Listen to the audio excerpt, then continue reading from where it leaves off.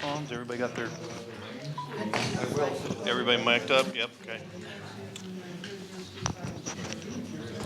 Okay, folks, we're going to call to order the Tuesday, September 3rd Historic Resource Board meeting. We'd like to start with Pledge of Allegiance, please. Everybody stand. Ready? Begin. I pledge allegiance to the flag of the United States of America and to the republic for which it stands, one nation, under God, indivisible, with liberty and justice for all. Okay, thank you.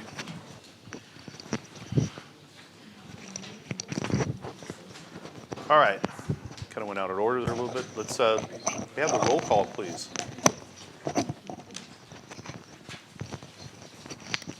Board Chairman Rios, Here. Vice Chairman of the Board David Maderas, Here. Board Member Maching, Board Member Brewer. Here. Board Member Delgado. Present. A quorum is present. Awesome, thank you. Okay.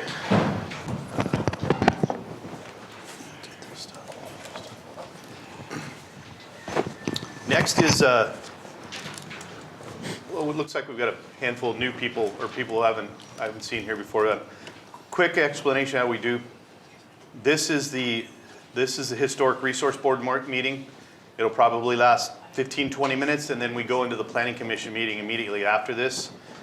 So as far as the public comment goes, the only thing you can comment on, you can comment on anything except for what's not already on the agenda. So do we have any public comments? For the Historic Resources Board. Nothing? Okay. All right, let's move on then.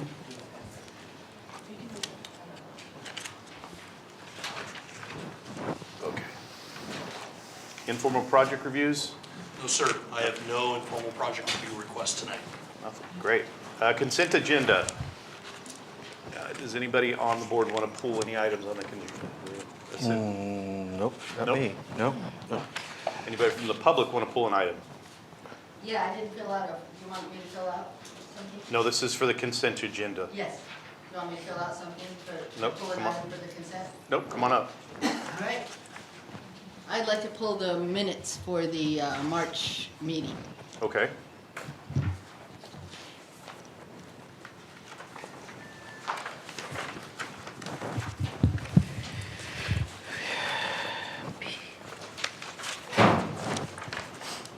Where are they? On B. It's It's on there. B. Go to B, right there. March, there we go. Yeah, B, Baker. Okay.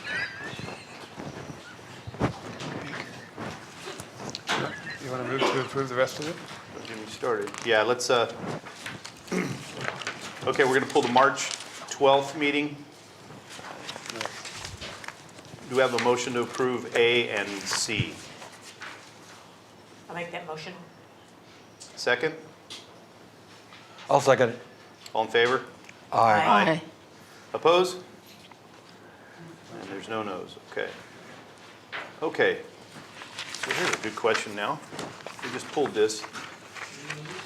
Jolene, do you have a Yeah. reason? Are the minutes the same for the planning commission and the historic resources? No. No. Oh, then I guess I want to pull the minutes on them. Guess I probably should ask you too, huh? Yeah, well, I just scanned it and I went, well, that's not what I read online. I guess I was Okay. reading the planning commission. I'm sorry. Okay. Now that it's back in, do we have a motion to approve B also? Yes. I'll make a motion that we approve it. A Second? All in favor? Aye. Aye. Opposed? All right. Now.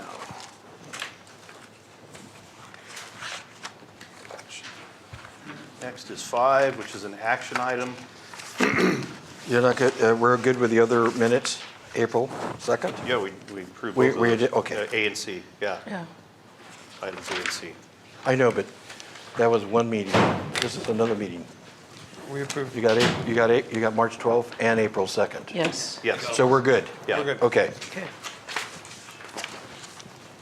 Okay, recommend to the Planning Commission approval of a minor alteration to a building in the historic downtown at 205 3rd Street, APN 002-19-001. And Mr. Kennedy, you're up. All right, thank you, Mr. Chair. The item before you is a proposed minor historic alteration that includes signage and exterior paint design on an existing building at downtown San Juan. Previously, the building was occupied by mom and pops. Today, it's being proposed to be occupied by a new company called Unamas. This item was heard before you back in August, and that item was continued pending a new design and a more of a schematic paint scheme that shows more detail. That paint scheme was turned in. Also, let me just state for the record that just before tonight's meeting, I did pass out an image of the sign. I do apologize for not including that in the packet. So anyway, this is before you tonight, and to show you more of a close-up of what it's going to look like. To kind of get into the details, what the paint scheme is going to consist of is the paint is going to consist of a gray color. It's going to consist of white with a black trim and a red door. So the images that's in your packet show the schematic of what it's going to look like. The entire facade is going to be kind of a grayish color. And it's also known as, I think it's like Anchors Away. That's in my paint scheme right here in Sherwin-Williams. I also, if you'd like to take a look at what the paint's going to look like, Yes. it's in this paint scheme right here. Want to take a look at that? Pass it Make around. sure that is the real, that's the standard right there. These are just prints, Right, out of Sherwin-Williams paint scheme that I have here. right? Because it could be a misprint. Yes. Right. That's what I have on record. So, Could we do the lights? Yeah. I'm sorry. I don't know why I didn't turn them on to begin with. There we go. Here we can see now. and on the yellow stickies, I put it on there on the tab. Anchors away. Right here. Anchors Away, yes ma'am. I want to start singing. And then the next one is called Tricorn Black, I think it is, if I'm pronouncing it right. Actually, Anchors Away is from the paint scheme that the applicant turned in, but when you turn it in, or when you cross-check it with Sherwin-Williams, it's going to be called more of a server gray, I believe it's called. It starts with an S in the gray right there. Right there. They want to keep this color? They want to keep it. They want to keep Good. Pure White is the other one. And then is the red, is that? So we're not saying it's Anchors Away? That's what it's called based on the paint scheme that the applicant turned in, but when you cross-check it, it's with the gray color that's in the Sherwin-Williams. This is right here, that's the gray. Yeah, And- yeah, this is Anchors Away, Yeah, right here. It's pretty close. yeah. And then And then the white, white. then we got the black, which is this one right here, Okay. this one right here. That one there. And then the white, Pure white? Right here. Pure White, yes yeah, ma'am. okay. That's not going to be. Okay, Are these all historical colors, you guys? got it. On this one is, yeah. Okay. This is the Sherwin. Okay. Like that. Any public comment on this? Nothing? Okay, I'll close the public comment on that. Bring it back. Start left to right. Anything? I wasn't here last meeting, so are these okay for the historical colors? They're the are those Yeah, okay? that's the palette. Okay, That palette. big stack Okay. right there. And were we okay with changing the old color to the new color? From the green to the, These were always the original colors.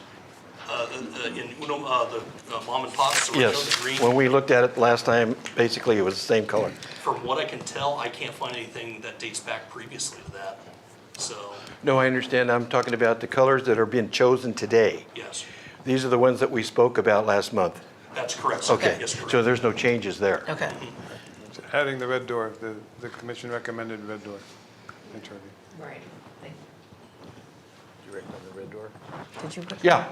Yeah, I'm okay, yeah. Okay. I'm okay with the, yeah, Thanks for checking. Okay. We're in the Historic Resource Board. Yeah. We're here, okay. Don't get me started. You good? I'm good. I'm good. Yeah, I'm okay with it too. And that- Seems to be Okay. I'm good with that. I mean, it's gonna look better than that, this stark white is. Yeah. Okay. So, it's an action item, so do we have a motion? Let me get our, thing here. We don't have the resolution, huh? It's gonna be over here.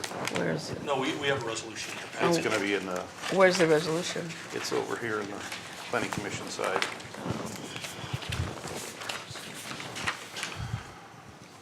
Minutes. So it's on Well, do we page need to 5? go there? Actually, what you could do is just make a We make just a motion recommend- just to Recommend it on to planning planning commission. Okay. And then when you do it, that's when your resolution will. Yep. Okay. Do we have a motion to recommend that we send this on to the planning commission with these colors? I recommend that we send these to the planning commission with these colors. Second on I that? second. All in favor? Aye. Oppose? No. Okay. This is kind of weird. Okay. Okay. Comments? Any comments from the board members? No. Is this the time that I can bring it up? Is this the time to bring up the council meeting? Right now, yeah, that's correct. This is the time I can do that? Yeah, go ahead and talk about the separation if you wish to Yeah. talk about it right now. Yes. Yeah, that's your time, yeah. Yes, sir. I have a Okay, let's hear it. little comment. We have talked about separating the Historic Resources Board and the Planning Commission. And David and I were at the last council meeting, and basically there was not an awful lot of really good discussion from the board members, from the council members, as far as I could see, but basically they voted 5-0 to just shut it down. They had no interest in separating the Planning Commission from the Historic Resources Board. I mean, even one of the council members felt it necessary to say, we knew about the two committees being together when we were appointed to the board, which immediately put the hair on the back of my neck standing up. But I tried to be professional about it. This has nothing to do with trying to save time for the Planning Commission members or the Historic Resources Board. I think in the best interest of the city of San Juan Bautista that we need to separate the two. And I, for one, plan to go to the Historical Society and try to gauge kind of what their thoughts are, whether it's pro or con. Try to get more of a feel, and I'd like to not let the matter lie at this point in time. But, you know, this is just my feelings, and David and I, you know, have talked about, you know, kind of what we'd like to do now, but I, for one, would not like to let this go. I would like to continue to research it to see how the city feels and kind of cementing in concrete, you know, kind of what why I think that it should be done, and I need a little bit of ammunition to do that. So those are my thoughts. I'll add to that. I'm disappointed in the city council. As far as the decision goes on this particular matter, I felt that there could have been more discussion and dialogue at the time during the meeting, during the council meeting. But I still see an opportunity here to improve what we got going here right now for the city, and that includes with this particular group. So the opportunity is, they said to us that day that they would do anything to help us, to see that we get everything that we need to do a good job. And I think it's kind of interesting, if they were going to do anything to help us, they could have at least had a dialogue and some interest in trying to support us in our efforts to see if that was a worthy thing to do, to separate the two groups. But that didn't happen. But again, like I say, there's an opportunity here. I think we as a group would like to make a list of things that we need. And we would like the public to help us with that list as to some of the things that this group could use to better ourselves when it comes to the Historic Resource Board and what have you. So if that's it is, I think we should, whether in a letter, the other thing that I'm disappointed that City Council didn't return our letter with a response. And I'm going to ask the City Council to respond to our letter to let us know how they're going to support us in our efforts. And That's it. That's all I have right now. I would like to just add too, is that for those of us that are up here, and Luis, is the Historic Resources Preservation document is something that I think all of us should, and any members of the public that want to do that, is that we need to read this because we have obligations based on this that we need to act on. And if we're not to separate, then that's something that we have to do, you know, as the Historic Resources Board, to make this a living document. It's not just a piece of paper, is that we need to make sure that we do what we need to do, and that means education. That's one of the things that Cara pointed out that we have not done. So we need to make sure that we're educated about this. We need to make sure we do everything so that we can apply for grants that are going to help our city. So I don't know if everybody has a copy of this. It's quite a document.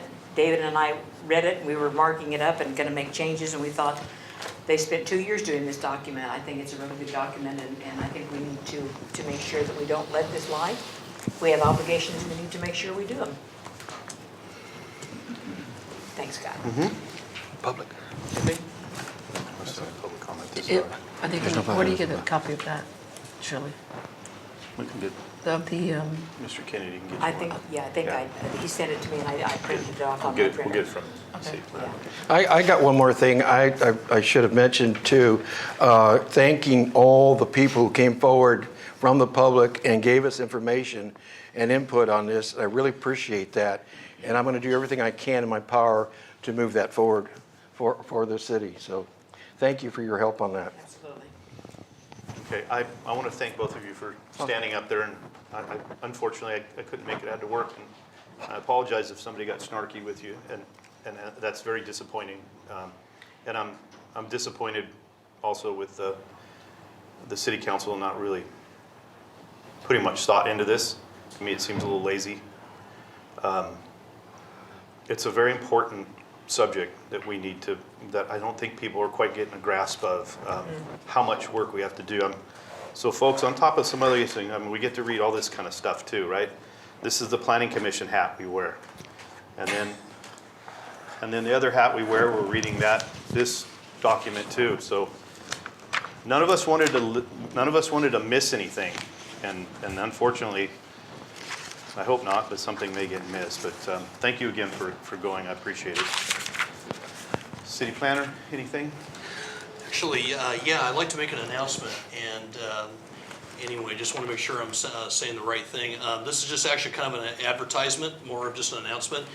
This Saturday and Sunday, we have our 150th anniversary, sesquicentennial, and I'll be involved doing operations and all that, and I just want to make it, for Planning Commission to attend and be part of it. And so anyway, that's one of the things. I think it'll be another opportunity for me to say the same thing, like during next agenda's public comment and towards the end. But I just want to make that announcement for the public. Okay. So. Ron? Thank you, Chairman. One quick thing.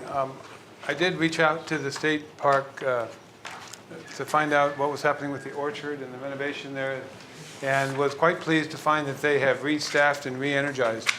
And they actually have 3 phases of improvements planned for the orchard. It's under construction right now. And I'm sorry, I left an article in the Hollister newspaper at the copy machine that describes a nice summary of what the state parks are doing. And they vowed to work closer with the city as they did in the past. And that was a great suggestion that came from this board, and I followed up, and I'll get you a copy of that article as soon as I can, and we'll get the full, I'll get the information shared amongst everybody equally. Thank you. Thank you, appreciate it. Okay. Do we have do you want to adjourn this meeting, David? Yes. I make a motion, we adjourn the Historic Resource Board. Yeah. I second. Second, all in favor? Aye. Opposed? None. Okay, so now we're moving on. Does anybody need to take a break before we, good? Good? Good. Because, You're overdoing it. No. yeah, let's go, call to order the regular Planning Commission meeting for the City of San Juan Bautista, Tuesday, September 3rd, 2019. We have a roll call, please. Chairman Friels, Here? Vice Chairman McShane, Commissioner Brewer, Here? Commissioner Delgado, Present. Commissioner Maderos. Here. A quorum is present. Thank you. Okay, once again, public comment. So the public comment now is for anything that's not on the agenda. And if I could just ask to, this is going to be, I'm guessing fairly lengthy this evening. Sometimes it's real difficult for us to hear up here if there's a lot of people in the crowd talking. So please help us out, and if you need to speak amongst yourselves, please just step out into the next room. Okay, public comment on anything not on the agenda. Do we have any speaker cards for that? There are no cards on the desk. Okay. I'll close public comment. Informal project review. Anything? I have no informal project reviews tonight, sir. Okay, consent agenda.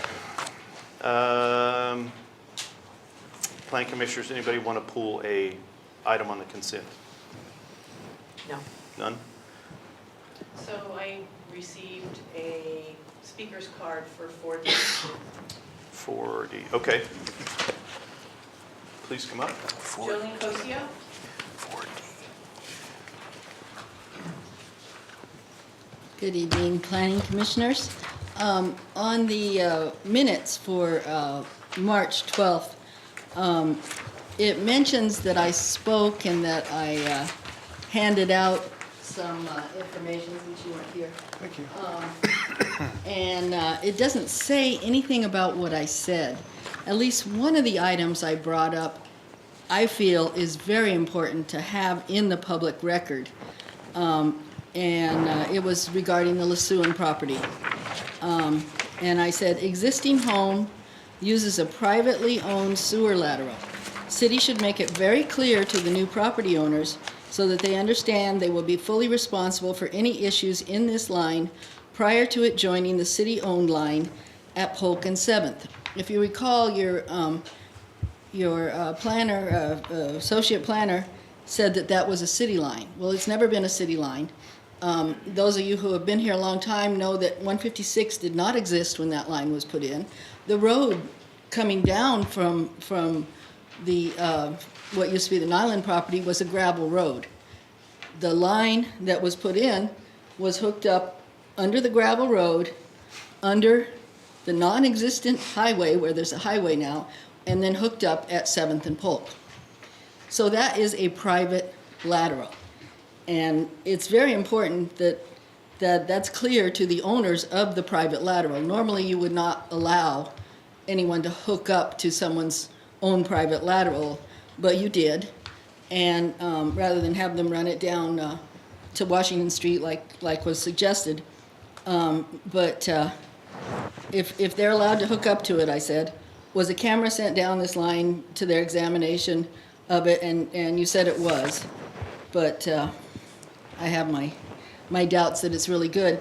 And I'm speculating that this line from about 1960 that goes under a major highway, is it still in good condition?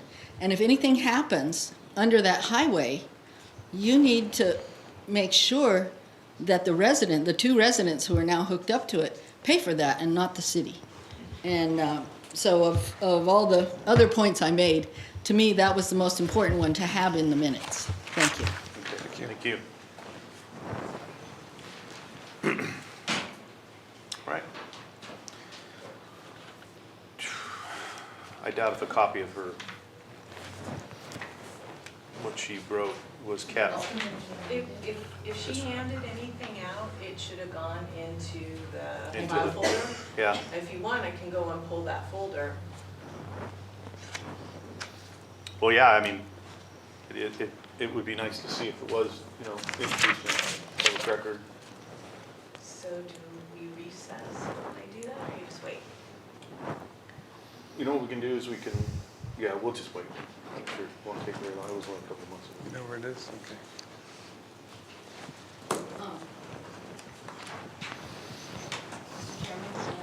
Yeah, not without our clerk recording, yeah.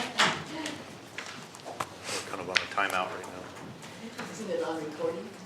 Well, we could just pull the minutes and then verify this and bring it Verify back another day? at the Yeah, we next can do meeting. that. I can't see Yeah. rewriting the minutes at this point, because we won't get them right twice. Well, she's not rewriting, if she has that in the file, then it is recorded, Okay. because it is. We also have a document today that we can, True, that could be put into the Yeah. file, so. can be admitted. All right, well, let's And do that could be this then. dated. Let's, oh, there she is. Look at that. It's very efficient. Efficiency.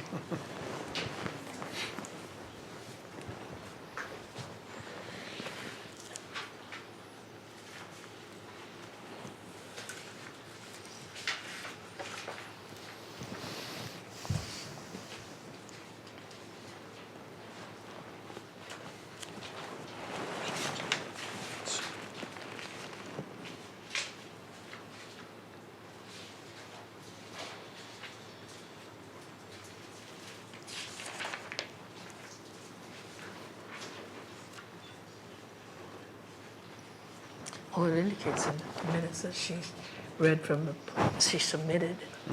It Yeah. indicates that. Yeah, I saw that too. But if you want to refer to that, then hopefully it's in folder.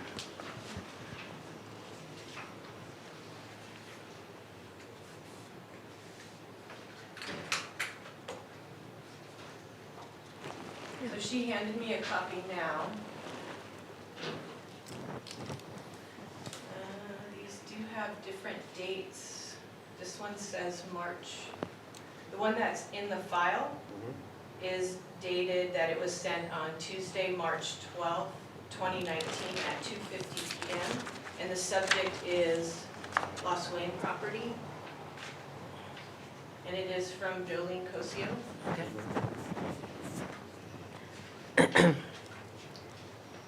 So the item that she handed to me this evening is from Jolene Cosio, and it is dated Sunday, March 10th, 2019 at 3:34 p.m. And the subject is Lost Wayne property.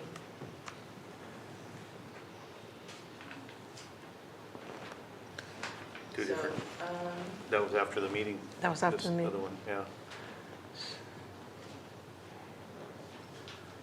Did you write two of them? Probably. I do a lot of my writing in Okay. email. And at the previous meeting, I had sent an email with some of these same questions and other questions to Todd, and he gave it directly to the applicant rather than to the planning commissioners. So the next time, I think I might have written it up as an email, but I'm not sure if I ever sent it. I may or may not have sent it to him, but I definitely brought in hard copies to all of you because Yeah, I we was have. unhappy that the previous one had not been given to the planning commission, it had been given to the applicant. But yeah, I may have messed with it on different days. They should be, Well, now here's the rub. We don't know which one is the correct well, one you handed out. one was given to the clerk that night. That's right there. And to all of That you. one, okay, Okay, so that's, okay. okay. And one, So- I just So then your reprinted comments off are my recorded email. your comments are recorded for this meeting. So yes, they are recorded. So just because it wasn't written, they still saved it as recorded. Somebody can come in and they can research it if they want. If they're in the file. to read So it they're if part they're of in the file. record. And they Yeah. are in the file, so. we're And I good. do appreciate that they are in the file. That was my concern. It bothers me a little bit, though, when I read minutes and it just says, Well, we so-and-so can't- spoke. let's Usually not- you say let's do that- something. That's that- something for, yeah, let's. Yeah, all right. It's researchable. Okay, now that we cleared that up, Chairman, so I have the other thing, this other one with a different date on it. that's what she just handed to us today. Yeah, and so you all received copies as well? Not of that. No, she handed me one, and she handed you one. Yeah, I only brought two tonight. So, are they substantially the same? I mean, I imagine that they are. Without, I mean, just glancing at it, the paragraph breaks are different, so Okay, I would say okay. they're fairly different. Okay, so we would receive this one under public comments tonight and Okay. allow the other prior one to stand. And then we're looking for an action to approve the minutes. Yeah, okay. You approve the minutes for the consent agenda, item 4. I make a motion to approve the minutes of agenda 4. Any seconds? Second. All in favor? Aye. Opposed? None. Okay. Action item, consider recommendations from the Historic Resource Board for minor alteration to a building at 205 2nd Street, APN 002-19-001 in the Historic Downtown District to include paint and signage. Do we need to Not me. hash it out again, anybody? Which- It's the one we saw in the. Yeah, I know, but prior. So resolution, right? Yeah. yes, where's the resolution? So do you want it, any more, what about public? Any public comment on this? Okay. Hearing none, we're going to close public comment and we'll just go right to us. What do we got? What do you want to I'm good. move it? I'm Okay. good, yeah. All right. Well, We already, if Here you we want to go. make a motion, who wants? You want to make a motion? I'll make a motion. Okay. It's right here. Oh, I forgot, see, I haven't been here. I'll make a motion, the resolution 2019XX, a resolution of the Planning Commission of the City of San Juan Bautista approving a minor historic alteration for exterior changes for the tenant improvement for a new tavern located at 205 3rd Street in San Juan Bautista, APN 002-190-011. I'll second it. Well, hold on a minute. We got numbers wrong here. Wait a minute. I'm right here, this is the one Uh-oh. Okay, APN numbers wrong. I got APN 002, same? 190. 190. 11. 011, where did? Where was the mistake? Well, this is Yeah. different. Oh, okay. On the agenda. On the agenda, it's wrong. Yeah, but, okay. I said the right one, though, Yeah. or is it Yeah. the wrong one? No, you got the right one. Okay, and that's 2019 and Excellent. Laura? It's 17. 17. Okay, do we have a second on that? Yeah, I got a second. So what is the correct one? Is it 01? It's or- 11. Okay. This one right here, the one we have. Okay. This one was incorrect. Okay, we have a second. All in favor? Aye. Aye. Aye. Opposed? None opposed. Get my glasses out on this one. This is what we're waiting for. Okay, under public hearing items, we've got A through, well, we've got A 1 through 6. And you know what? Why don't we do this? We're going to have, Todd, are you going to have, you'll have a staff report on it? Will you, Yeah. Will you list each one of them as you go along, you know, as you're talking about it? What this will do is, I'll go ahead and just, because I have a staff report memo, Okay. include that in the packet. And what I can do is I'll just give you a quick overview that'll just cover all 6 items, because it's all under the same thing. Okay. You know. Okay, so I'll go ahead and begin, sir. Yep. All right, tonight, what we have before you is a presentation, and this is the official recommendation of the housing elements. As you all know, this has been in the works now for some time. Back on August 3rd at your hearing, we had an introduction to it. And then on August 13th, we had a public workshop. It was like a special meeting. Tonight is more of the action item. And before you, tonight we have a total of 6 items that will include a recommended approval of a mitigated negative declaration by CEQA. Item number 2, municipal code amendment for reasonable accommodation. Item number 3 is a municipal code amendment for sewer and water service priority.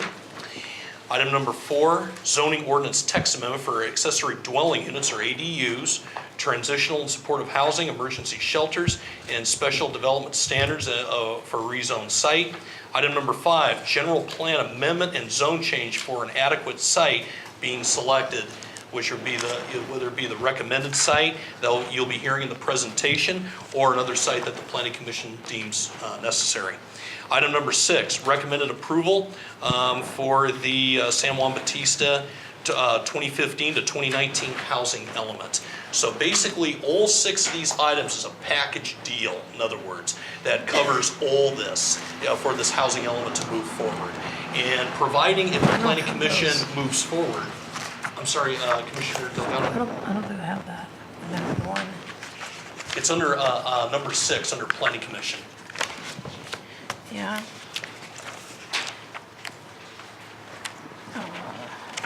Okay, You got it? let's hope so, yeah. I think, no. No, don't look at mine. I'm not on the same page. Okay, It's under item number 6. It should be in your packet. okay, Yeah. number 1? Yeah, and I just listed all the table of contents that came right from the report. So each one of those that I listed has its own resolution, as an action item. So, but tonight, that will be the further elaboration is a presentation from Martin Carver of EMC Planning Group. He's here with us tonight. He's been a big help, good support to city staff throughout this process. He was also present at both the August 6th and the August 13th meetings. So that concludes my presentation. I'd like to turn it over to Mr. Carver for his presentation. Absolutely. So, Mr. Martin. Thanks very much, Todd. Good evening, Chairperson Friels, members of the Planning Commission, Martin Carver with EMC Planning. As Todd said, tonight we have a package of things that all sort of involve housing element. There are 6 items, and then within some of those items, there are sort of various items even there. We're going to handle one at a time. And while they're listed as one agenda item, my recommendation would be that you open a public hearing on each one, close a public hearing on each one, approve the resolution that goes with it, or decline to approve the resolution that goes with it, and then move on to the next. I've put them in this order, but there's really no particular special order, but we're going to run with what we have. So to begin with, all of these things that we're doing tonight require review under the California Environmental Qualities Act, so CEQA. And so we have prepared an initial study and a mitigated negative declaration to address the environmental effects of all these actions that are before you tonight. There are various mitigation measures that were attached to that mitigated negative declaration.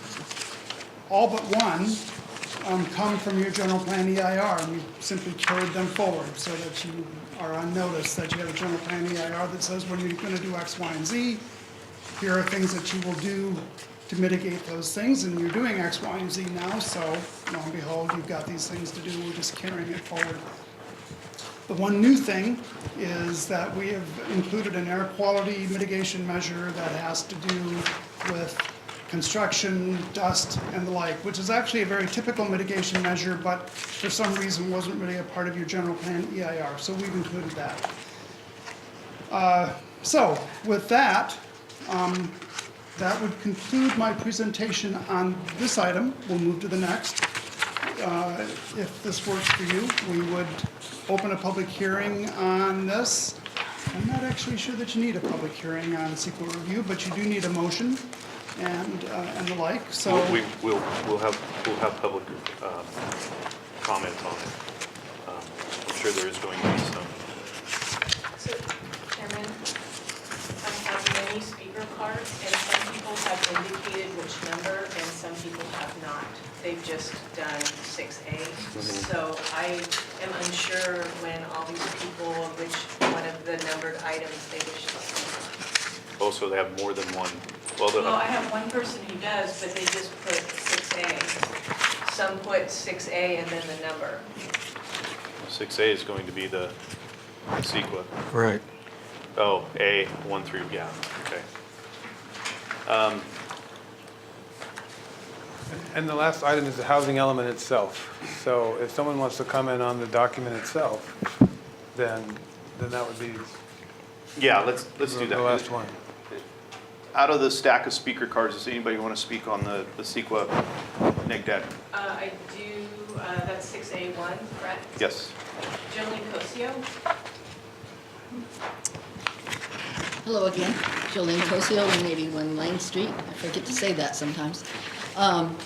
the only reason I wanted to speak to the CEQA review is I'm reminded of Copperleaf when the mitigated negative declaration was approved, and then the Planning Commission failed to act within the 45 or 50-day time span when they wanted to change the map, and they were not allowed to do that because they waited 60 days or something along those lines, and I put in public comments on it too, but apparently it didn't matter. They were allowed to do what was approved on the original map because the mitigated negative declaration had been approved. Now, I don't know if that relates in this case, but just in case it does, Okay, I we're have talking, a- we're talking about the CEQA. Can we stick yeah, to the CEQA, but not it also the- says not the map? mitigated negative declaration. Yep, which is, Which is the 6-1. same thing that the Planning Commission got in trouble with I on, understand that. on yeah. Copperleaf. So I'm not sure if, at this point, if we need to bring up issues that we have. For instance, I have an issue with the property there between New Lang and Old Lang because there's no second exit.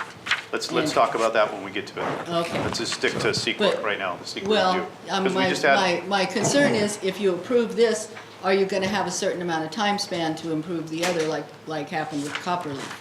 And I could speak to that. yeah, Please. No, what you're referring to is something unique to the Subdivision Map Act, correct, Todd? And Things like and that, this is yeah. not subject to the Subdivision Map Act. It's not a Good. specific project. Thank you. So not to worry on this matter. okay, anybody else on the CEQA? Sir? Mr. Chairman and members of the Planning Commission, I just wanted to, Could we, your name, please? oh, John Hopper, 141 Wayne Street.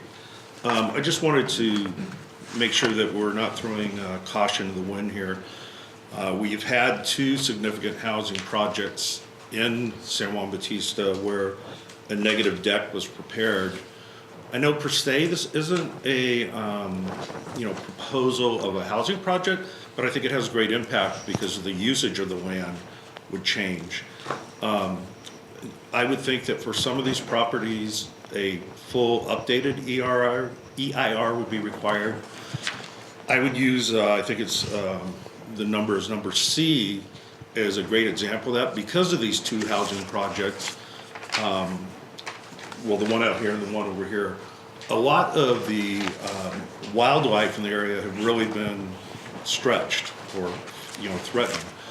Many, animals have relocated from probably the Copperleaf area to across the land there.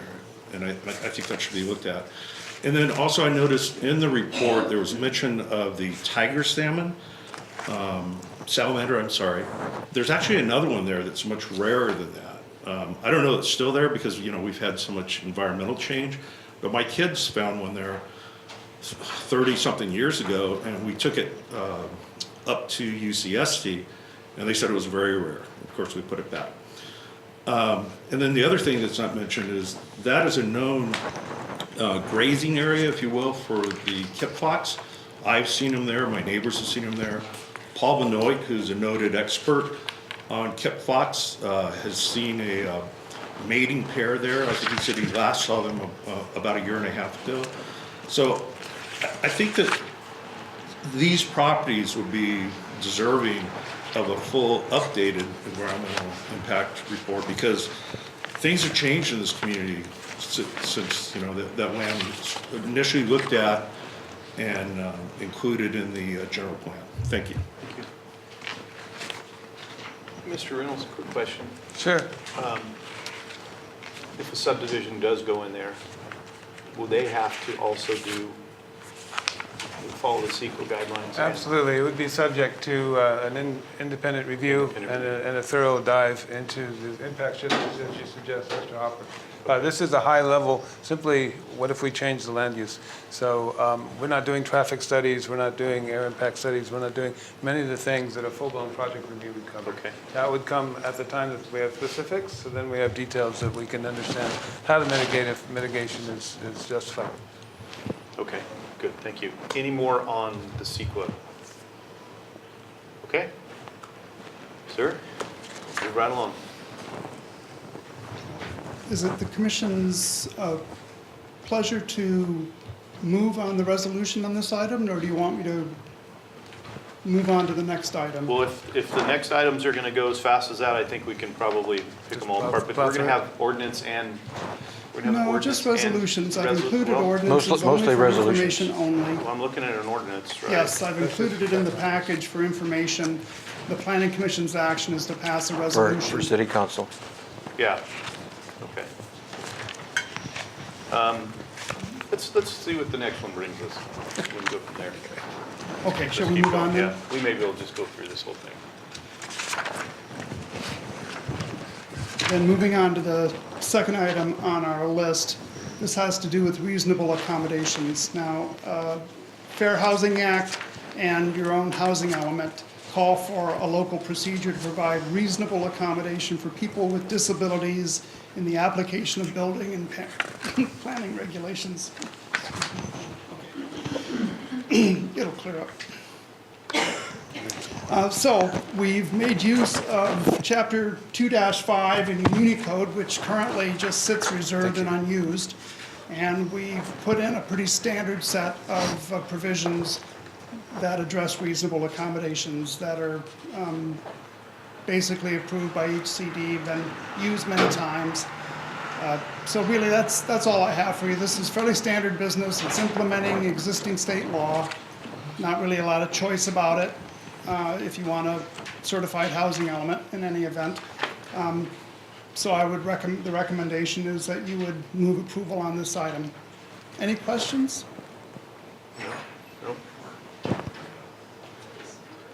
Anybody have questions and concerns on this reasonable accommodation? Do we have a, How would we do that? is that, Provide, let's have the public. oh, sorry, we're talking tonight. We'll get this one out of the way. Thank you, members of the Planning Commission. Cara Vonk.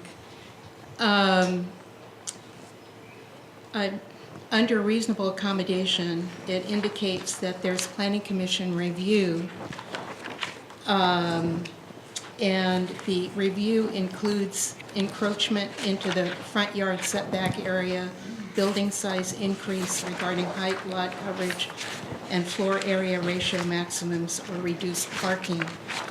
And I guess my question is, why are you reviewing just front yard setbacks? Why not also, what if the individual wants a narrower side or rear yard setback? Why are those not reviewed in addition to the front yard setback? That's my first question. And then, I'm not sure if this is, I printed out the chart, the summary of proposed changes. And under that one, I'm not, maybe I'll just wait and address this on the next item. So on this one, it's mostly, why are you not also reviewing side and rear yard setback changes from what's in the code? Thank you. Thank you.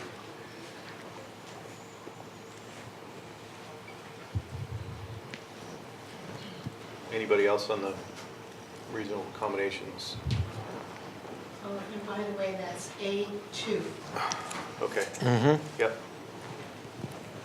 All right, we're gonna close those. Just reading this, how do we provide accommodation for people with disabilities in the application and building and planning? What does that mean? I'm not sure exactly how you would do something like that. Do you have examples, Martin? I'm sorry, I didn't hear. How do we implement the ordinance, the proposed change? Do you have examples from other jurisdictions? I do not off the top of my head.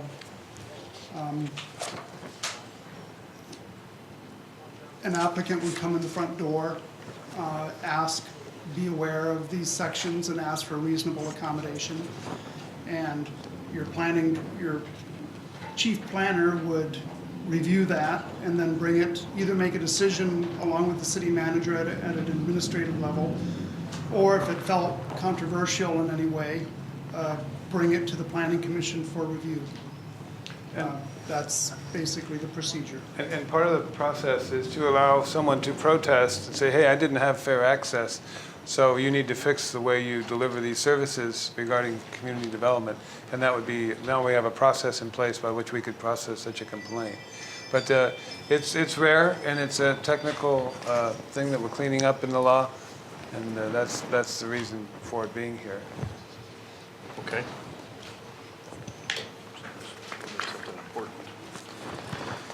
Any questions? Nope. Questions? And to address the earlier question, really the provisions are meant to cover a wide range of things that some are anticipated, some are not, and so it's really meant to provide flexibility. So I would imagine that someone comes in and the accommodation that's reasonable in that case might involve a rear yard, in which case I think you have all the authority you need in this ordinance to make that happen as well. Either front or back, and the point is to allow them better access to their property, and usually that's accommodated to the front yard. Yeah. In the case that you have an alley across the back, then it might include Right. access. I mean, really think about ramps, for example. It may be that, a wheelchair ramp wouldn't be provided in a front yard setback under some ordinances. And so under a reasonable accommodation, that would be waived, so you can put in a wheelchair ramp. It's that kind of thing that they're looking for. Okay? Thank you. Can I just make a follow-up? No, I closed. You We'll- haven't closed it. Yeah, I did close it. I did close this. Okay, the language is in the ordinance, and so if somebody comes Carl, in, please. you're not gonna Please. have authority to do Please. it. We've got a lot of stuff to see, or to do. I get it. Okay, let's, next section, please, sir.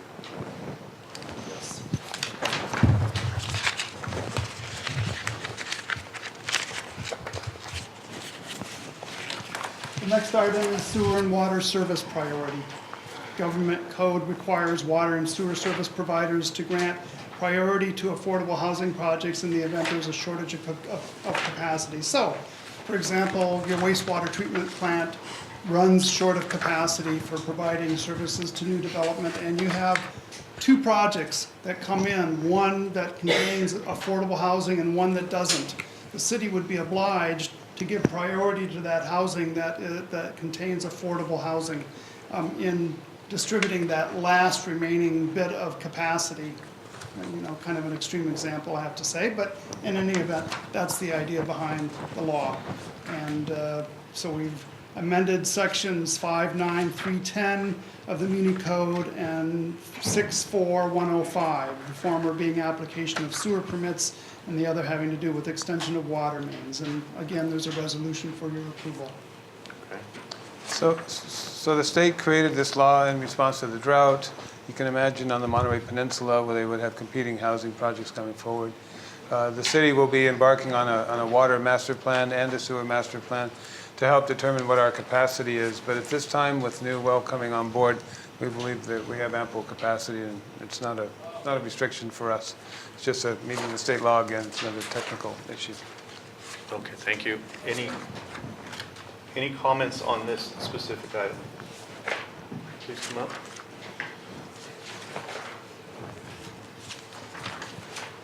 Caravon, San Juan Bautista. The actual language of the ordinance that you're going to be adopting is before you, and that's my comment. My comments are related to that, because if you adopt this ordinance, then your hands may be tied in the future, because the language is not in the ordinance. On this particular one, when service capacity is limited, then you have the right, or maybe are mandated, to give priority to, quote, lower income households. What is the definition of lower income households? And also, what if there's only one? Does that person then get priority in terms of water and sewer, over somebody else? So my comment is, how many units, and the definition of lower income household is very vague. It should be defined. Thank you. Thank you. Anybody else? We'll bring it back to us. Questions, folks? I'd like to hear what You got any response for that? Lower income is defined in state housing law as 80% of median income and below. And median income is a given number established and printed by the state every year, printed by HCD. So it's a known or discoverable number, and 80% of that is calculable. I wanted to make sure that, again, I said at the beginning that we're clear that while there are actual ordinances in your package, they're there for really information only. Planning Commission is not taking action on those ordinances. This is not a first reading of an ordinance. I've provided it so you could see the specific language, the details of what reasonable accommodation provisions would look like in your municipal code. But your action is to actually take the resolution that is recommending approval of that and decide whether you want to approve that resolution or not, okay? Yeah, I understand that. And I'm sorry, I can't, on the reasonable accommodation stuff, I can't find the specific provisions about where we're limited to front yard setbacks. And if someone could point it out, at least I could look at it and make some informed judgment about it, but I can't do it on the fly. You said that it is based on lower income, but we're dealing with affordable housing, and I think she asked, how are we going to say what houses is affordable housing? You know what? And you said income. So, are you indicating that it's by income or by the housing? Because it says here in that sewer, priority to the sewer to affordable housing. Nowhere in there says income, sir. Yeah, it would be And affordable. how do we determine affordable housing? 30%. Yeah, that's the housing. It doesn't say, lower income. It doesn't say that. It's a rather flexible process at HCD. We use zoning. If you build something in an R3 zone, then you're pretty much assured that you're building something for affordable, that the state will consider to be affordable housing. Now, one can deed restrict and guarantee that that house will always sell for some price or less. But the state doesn't actually require that you deed restrict units to be able to call them affordable. If you zone a property R3 and someone comes in and develops it, it would be considered affordable. And it would be that same measure that we would use in this service priorities ordinance, that you'd come in, you've got multifamily housing, it's designed to meet certain housing obligations, it's in your housing element in a vacant Sure. site table. Sure, the housing element describes in some detail that the average resident should be spending a preferred 30% of their income. So how much does 30% of their income buy when you're at that low, medium income level? For example, it says in there that the new housing that's being built and the two new housing tracts would require an income of $174,000, which is almost double what our median income is here in this city. So the affordable housing then, in order to be affordable, must meet. So if you make $100,000 a year or you make $50,000 a year, it's going to be 30% of that number is the rent that you can. That's a presumption, and it's in the housing element. It goes into some detail on the tables. And then with regard to housing projects that come in, you've got 50 houses, only one of which is affordable. Do the entire 49 plus one somehow get to jump in line? Right. And the answer would simply housing, be right. no. You wouldn't administer your ordinance that way. You could conceivably put provisions in there, but really, in writing ordinances, it's impossible to put provisions that are going to cover every eventuality. At some point, you have to leave it to just good judgment, and it would be, fairly, I think, obvious in this case that you would apply it to the one unit, not the 49. But didn't you say when you gave us that review that the developer could pay a tax and not have affordable house? Or you were indicating they can pay a fine so they don't have to make it What's an in affordable? lieu fee? What's an in lieu fee? Yeah, I didn't personally make mention of any in lieu fee, and don't really off the fly, wouldn't know how that comes into the mix. That's part of the I mean, inclusionary ordinance. if the developer is building market rate housing and paying an in lieu fee, then the housing being built is not affordable. So I don't know why you'd give them service priority. Oh, not I, the city. You pay the city that, right?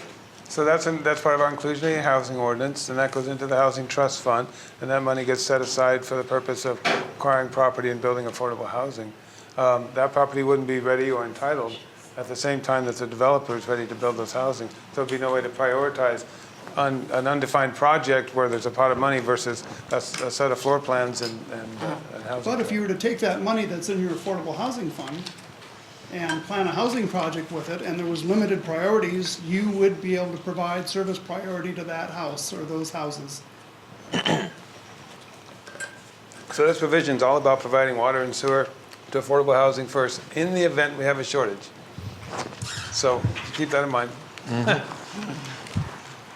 So when they're talking affordable housing, it's not a house you purchase, it's housing you can afford, whether it be a duplex, an apartment complex, apartment. That's what I understand. Right. Correct? Yeah, that took me a while to get, because we were talking about buying homes, and what's the difference? Okay, so have anything? It almost seems like, as we're trying to have affordable housing in San Juan Bautista, that piggybacking kind of what you said, is that if we have a fee in lieu of affordable housing, then there's some money there to purchase land to do it, and what's to say that that same thing's not going to happen there? And how do we determine that there's going to be affordable housing if it's not deed restricted? It has to be deed restricted up to 55 years. So it's not in perpetuity, it's just like for 75 years? 55 is the standard. 55 years. Right. So if that person sells, they have to sell, that deed goes with it. Yes, it follows the property. To make it affordable housing. That's how you maintain your affordable housing stock, is through those deed restrictions. It almost seems like, thank you, it's almost like we kick the can down the road that, they do this in this division and subdivision, we don't have that, and so they kick it down the road and somebody else builds this, and we still don't have affordable housing because they're paying something in lieu of that affordable housing. And I don't want to see us do that. I want to make sure that we've got, That we're building the house. that we've got that, Yeah. and it's really going to happen for families. Exactly. Affordable housing here for, lower income people. Right, and that came up during our workshop, and we recognized the need to review our inclusionary housing ordinance being more than 10 years old, and so that's on the list of things to do when we're done, And also the fee was reduced by the prior city manager. apparently. Yeah, very low for what the penalty should be, I think. Well, it's not a penalty. Oh, well, not a penalty, it's like Okay. pay it forward or Right, whatever. right. So can you build a house with that money? And Yeah, you can't.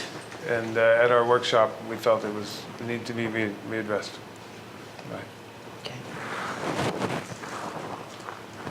Shall we move on?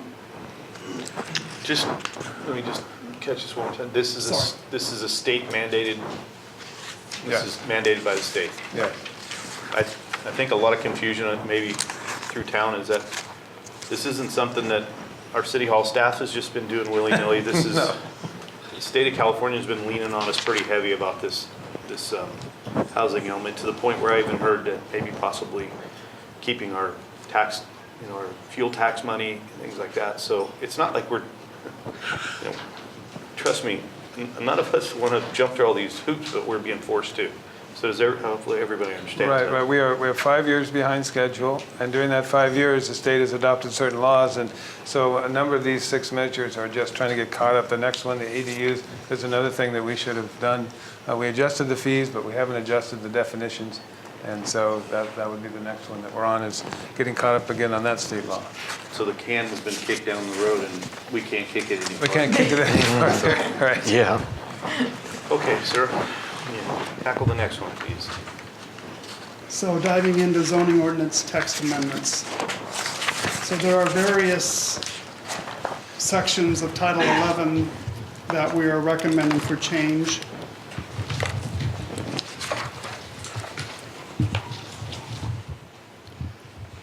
The first deals,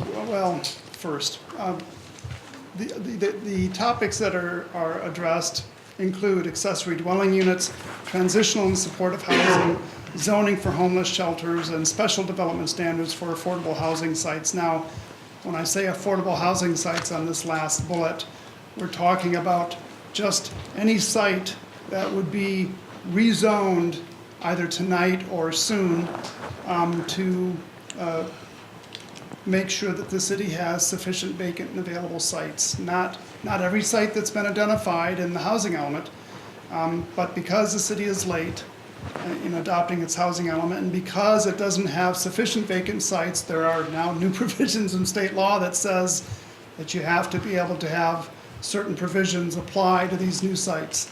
And that's what that is, these special development standards are about that, really only applying to one site and only applying through 2024. They go away after that. So we've tried to thread the needle the best we can and make it as narrowly defined as possible. And I've worked on this language with HCD, and they're on board with it. If you want me to dive into the specifics of each of these, I would direct you to your staff report. There is a table, Table 1, a summary of proposed changes, and they're not in particularly this order because, of course, the sections of the zoning ordinance deal with different things at different times. But the first part, adequate sites program, the proposed change would be for any site chosen for rezoning. This is actually the last thing that we were talking about, these special development standards. So special development standards and conditions apply through 2024, allowable densities between 20 and 24 units per acre. Are you with me? Hold on. One more second, I yeah, think we we're a need little bit to, ahead of them. yeah. I'm sorry. We got 6 inches of paperwork up here, son. Right. So that's the table that looks like this one, right? Yeah, and Page 2 under, they're all out of order. So. There it is. There it is. All right, should have been up here for you. Mine is in order. Sorry to have charged Okay. ahead there. There goes. Thank you, I'm here now. Sorry. Okay. So I'm just reading from the table. There's, in the first line, under adequate sites program, these are your special housing conditions, and again, applies through 2024. Allowable densities, 20 to 24 dwelling units per acre. This is more than your R3 zone allows. But for the site that gets rezoned, this is what needs to apply along with 20% of the units must be owner occupied or rental multifamily units that are affordable to lower income households. And all of these developments, all development on these sites or site must be permitted by right. Again, these special conditions only apply through 2024, and they're only put in place because of the lateness of the housing element adoption and the fact that 4 years have transpired where you haven't had adequate sites. So that's what corrects, this is the language that corrects that particular problem. The next is about transitional and supportive housing. So you'll find that there's emergency shelters now allowed in the public facilities zoning district by right. Secondary dwelling units renamed to accessory dwelling units, and transitional and supportive housing allowed by right in the R1, R2, R3C, mixed use, and public facilities zoning districts. That takes care of all the transitional and supportive housing plus emergency homeless shelter. The next is about accessory dwelling units. Now you have a section of your zoning code that addresses secondary dwelling units.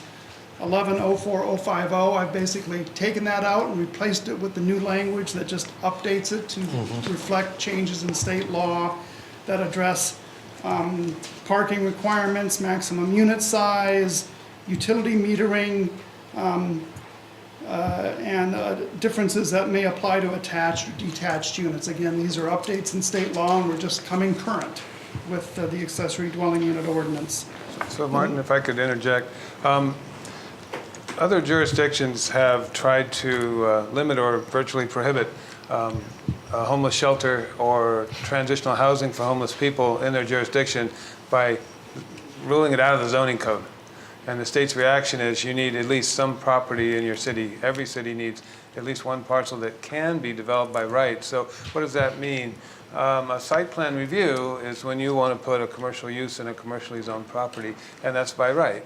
So Mr. Taylor can build his headquarters in downtown Salinas because it's zoned for business and commercial. There's no discretion. So the discretionary part is a conditional use permit. Where you say under the city's discretion, city council, planning commissions, under these conditions, you can do that. So what by right means is that there are parcels, should someone want to come to town to build an emergency homeless shelter or something like that, there's one parcel. That doesn't mean that parcel's for sale. That doesn't mean that development will go through. It's just a state law that requires that we have at least one opportunity for that kind of housing in our city. So it makes sure that we have the full spectrum of market rate as well as the very low income housing available to the people in our community when they come to need it. So, and that's the context that the state adopted these laws. And so to that end, do you want to talk about the 3 parcels and the 3 options we have on each? Yes, except that the way that we've been doing this is to have open a public hearing on each of these items, so we probably should do that now and before moving on to the next item. Well, Yes. okay, so the last thing, How would Martin, you, I'm happy to take your direction, I'm sorry. the last item on this slide is affordable housing sites, and then your Just next. special development standards for affordable housing sites, not the Okay. actual affording housing sites themselves. Okay, then I'm jumping ahead of you. Okay, sorry. Sorry for the confusion. Okay, it's all good. So far, so good. Okay. So these are 4 policy items that need to be changed to match the state law. Any questions Got it. before you open the public hearing? I'm gonna, let me, we'll get back to that. Trust me. Any questions, concerns from the public on this? Just come up, come up. Oh, we got one coming. Do we have cards? Do you have your cards in, just so we have some record of it? We have a card in the Okay. next item. Okay, your name, please, and Hi, I'm Gail Hatter Crawford from Anthony Lombardo and Associates. I'm here representing the owners of Site C. I do have one clarification regarding the standards. This is in the matrix, item number 1, the development standards matrix. There wasn't any discussion in that presentation about the last bullet, which says all development on these sites must be permitted by right. No conditional use permit, plan development permit, or other discretionary review or approval, which in my interpretation would include a subdivision. And if you refer back to bullet number 2, I'm sorry, bullet number 3, 20% of the development on each site must be owner-occupied, which would be indicative of a subdivision, or rental multifamily uses that are affordable to lower-income households. And then I also would just clarify that lower-income households is typically defined by a set standard through HCD or the county, that it's not subject to interpretation. So those are my comments. I believe that was addressed to staff. Any more? Just come up.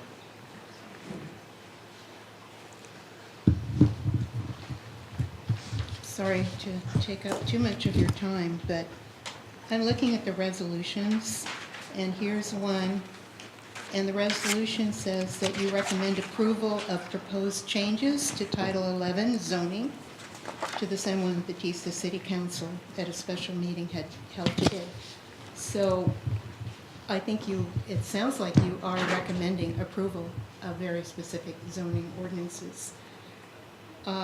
This lady just before me referred to the chart summary of proposed changes.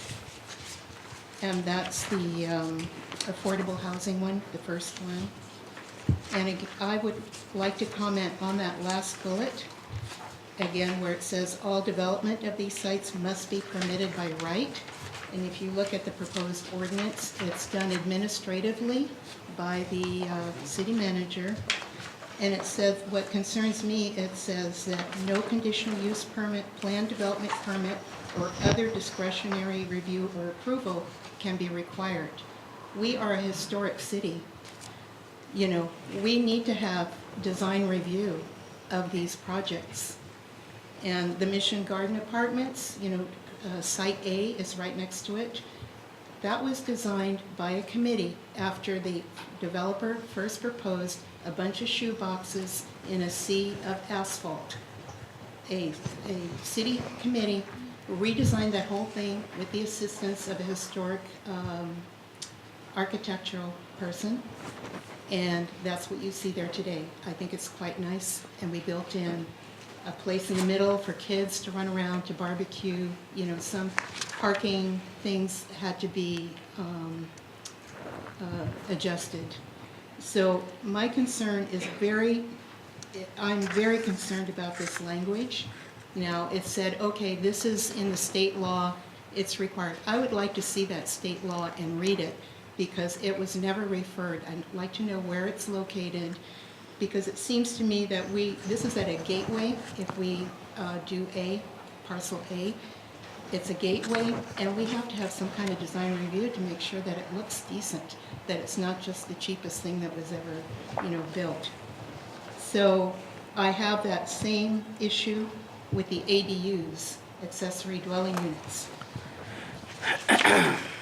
No design review. Somebody can just walk in and say, hey, I've got this great historic house, and I'm going to put a 2-story, 1,200 square foot piece of crap on it, and you can't do anything about it because the state law says you've got to give me that permit.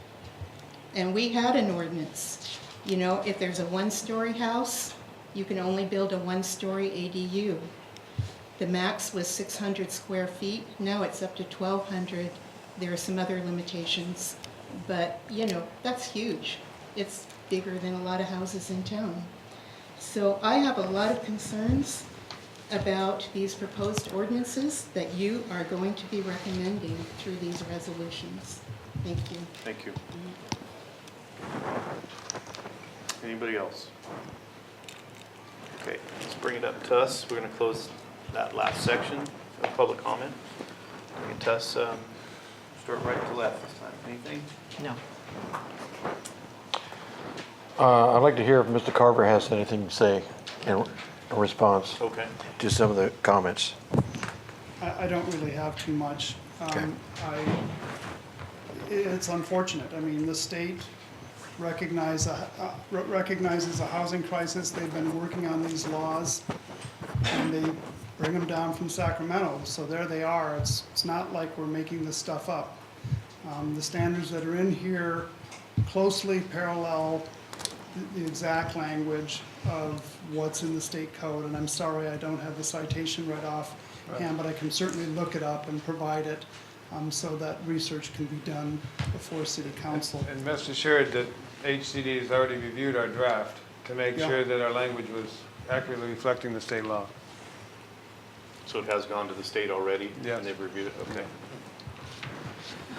And, yeah, it's gone to the state, but it's not been approved by the state. I mean, the city still has every right to make planning commission can make its recommendations, city council can make whatever changes, and we can put it back before HCD. And So in response to the design standards, Martin, we still have the ability to impose design standards on buildings, correct? you do, except for this one site that you're gonna rezone. And it's unfortunate, but again, this is the only reason this, first of all, it only is gonna apply to the one site that you rezoned. It's only gonna apply through 2024. And it's basically a punishment that the state has passed down. We're tardy on adopting your housing element. And so here's what the state is handing out. They're gonna reach in and say, all right, if you don't wanna do it, we're gonna do it for you. Identify affordable housing site, and here are the special conditions you have to have. Again, we've narrowed these down the best we can. A lot of people that have handled these ordinances don't recognize that they only apply through 2024, for example, when you do your next housing element. So we have tried to limit them the best we can, but really we've taken it as far as we can.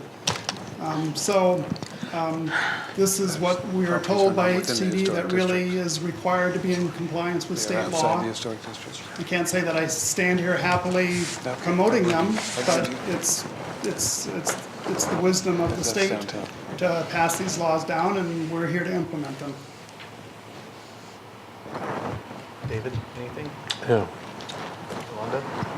I'd like to ask a question, I'm sorry. On the zoning for the homeless shelters, that means that we have to identify Yeah. a site, but we don't have, it doesn't, you identify as that, but it doesn't have to be that. Is that true? Yeah, that is true. I mean, you just need to be able to show that there is a zoning district where you allow homeless shelters. Really, that's about it. But no obligation to see that Yeah, comes to no fruition. obligation to actually build a homeless shelter. Absolutely not. Okay. Thank you. Wanda? Piggyback on her, so if you're just saying we're just going to allocate this land for homeless, but we don't have to build on it? Well, so a basic perma-on housing element, it's required that the city be able to demonstrate that you have vacant and available sites sufficient to meet your regional housing needs allocation. In other words, you have to be able to demonstrate that you've got vacant property out there in the city, and it's zoned for multifamily, it's zoned for medium density, it's zoned for low density, that you have sewer and water capacity. You have to be able to demonstrate that you've created the conditions through which the private market can operate. But the housing element, state law does not require that you build a single unit. Only that you provide vacant and available sites, and that you have the services available, and that you're not loading it all down with regulations so heavily that no one can build anything ever, et cetera, et cetera. So you meet those, you're not required to build a single piece of housing. We rezone a site tonight to R3. That property owner may or may not decide to develop that property as R3 in the next, between now and 2024. Hard to say. You know, again, it's what the private market sees out there and what the private market will do. Your job only is to provide the conditions for the private market to operate. Anything else? Question on the, you mentioned something about the R3 that is it our R3, right, the current allotment is not in compliance? No, you're, yes, currently in doing the housing element exercise and demonstrating, trying to demonstrate that there are sufficient sites to make, to accommodate your regional housing needs, we're not able to demonstrate that with the lands that are zoned as they are today. And so we've needed to reach out and we've identified 3 alternative sites. If you choose one and rezone it either R3 or mixed use, take some action on that to make it available in some form or fashion, then that gets added to the vacant site tables, and then we're able to demonstrate to HCD that indeed we have sufficient vacant and available sites. Okay. And how many units is that, remind us? How many low mod in? Well, very low, I think it's only 10 units. It's only 10 units. You know, it's, So that's the, okay. so it's not a huge amount, but part of what's required in the special housing conditions is that you have a sufficiently sized piece of property where you can build a minimum of 16 dwelling units. There's a certain economy of scale that goes, if Chispa, for example, is going to come in and build housing, you know, there's a certain threshold beyond which it becomes difficult for it to be as affordable as they'd like it to be, and it crunches their numbers too much. So the state has said, well, you have to have a site large enough to do at least 16 units, and it has to be at this density and affordable to at least this much affordable, et cetera, et cetera. Do you have any idea the history as to why secondary dwelling and accessory dwellings, why was the name change? Is there some significance there? Well, the state has taken, again, has passed legislation, I think it was actually a few years ago now, that made put a big emphasis on accessory dwelling units. They saw it as a form of affordable housing that was fairly readily done, that could be worked into communities without having to necessarily develop green fields around the city and the like. So they placed a lot of emphasis on it and wrote a whole new body of law or a revised body of law that says what you can do and what you can't do. And they used the term of art is accessory dwelling units rather than secondary dwelling units. So that is the term of art that we're now working into all the various ordinances. It's nothing more than that though, really. Originally, they were granny units, and you had to be more than 55 to live in one, so it's evolved over the last 20 years. Yeah. So somebody didn't like secondary dwelling and somebody liked accessory, and that's how it got. Welcome to California. Try and make sense of it.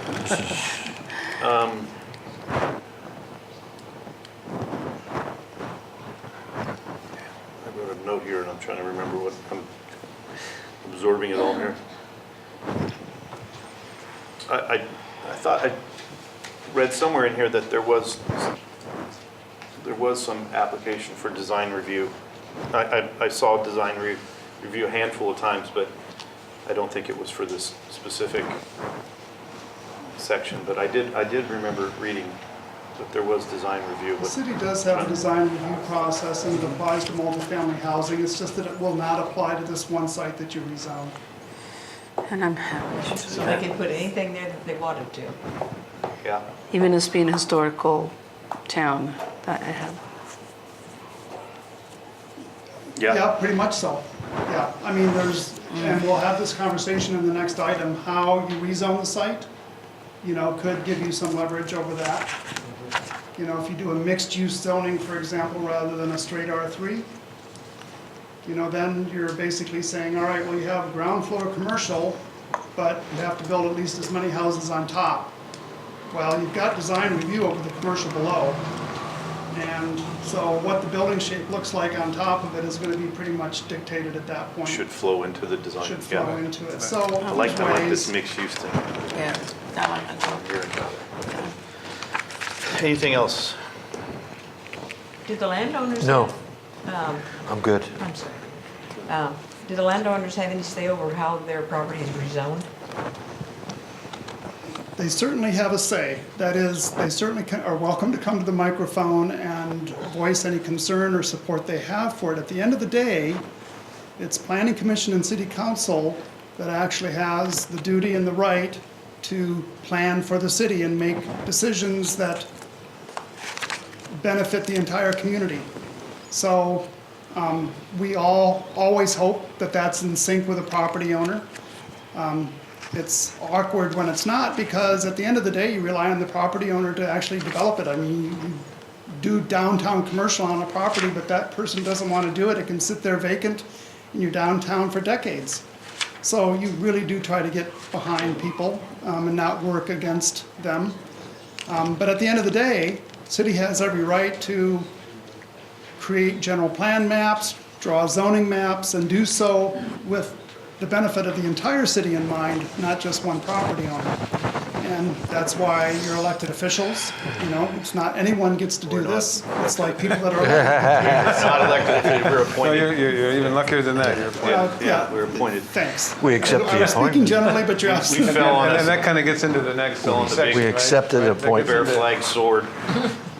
That gets into the I next misspoke, section. excuse We'll talk Okay. about that more. We're all finished? You want one more? Did we have any say-so on Copperleaf and the development out by? Rancho Vista? Yeah, Rancho Absolutely. Vista. Did we have on the design? Rancho Design Vista changed review. significantly. Yeah. Right, yeah. Yeah. It was all like, are you talking about design and so forth? See, that all went through, that was all site and design review in Okay. addition to the subdivision map. And it was all passed by commission and council resolution and all that, but that was all market-based development. We did At have, that time. we did have Okay. say on the, matter of fact, one of the architects had a hard time finding mission style in San Juan. And I had to Remember just that? go right out the Right. door. Here, Right. take a look. And those developments were subject to affordable housing too as well, right? Inclusionary housing. Inclusionary. Which is the purpose of the Right. accessory dwelling units. Oh, that falls under access. Man, we need a dictionary for the dictionary. Yeah, well, Okay, what about legal? let's, yeah, it would have been nice to have it. Okay, sure. Shall we move on? Yeah, this is the big one, right? Yes. Yeah, so Okay. here are your general plan map and zoning map amendments. We've identified 3 sites, and I have a map on the next slide. Site A, which is north of McCallum, Site B, which is south, Site C, which is below Highway 156 in the Lang Street area. Now, we had a workshop back on August 13th and had a fairly robust discussion. I know some of you were in attendance. And it emerged that Site A was the preferred site. It's currently zoned for commercial use, but it's well away from Highway 156 or away far, certainly farther away than the other sites. So concerns about diesel fumes and the like are less. And there was, because it's on this side of Highway 156, it was deemed to be safer access for kids walking to school. If you do something on the other side of Highway 156, this was going to be an issue. Site B was clearly desired for retention as commercial use. It's a good opportunity site. It's got great visibility from 156, so commercial development seems like a very natural fit for that site, and that's what we heard at the workshop. Site C is currently zoned for low-density residential, but again, concerns were raised about school kids crossing Highway 156. So really, site A, B, and C were ranked just like that, with A being the preferred, B being kind of no way, and C maybe, but there's concerns. So yes, the map, sorry. So site A here, north of McCollum, and site B here, just south of McCollum, and then over here at 156 by Lang Street, site C. Now, let's talk about the approaches to rezoning, because there's 3 different ways I think we've identified that you can go with rezoning these sites. First of all, you can choose one of these sites and you can just zone it to R3, because that's what the state would like. It would be R3 with special conditions that we've already talked about and we've already discussed in the last item.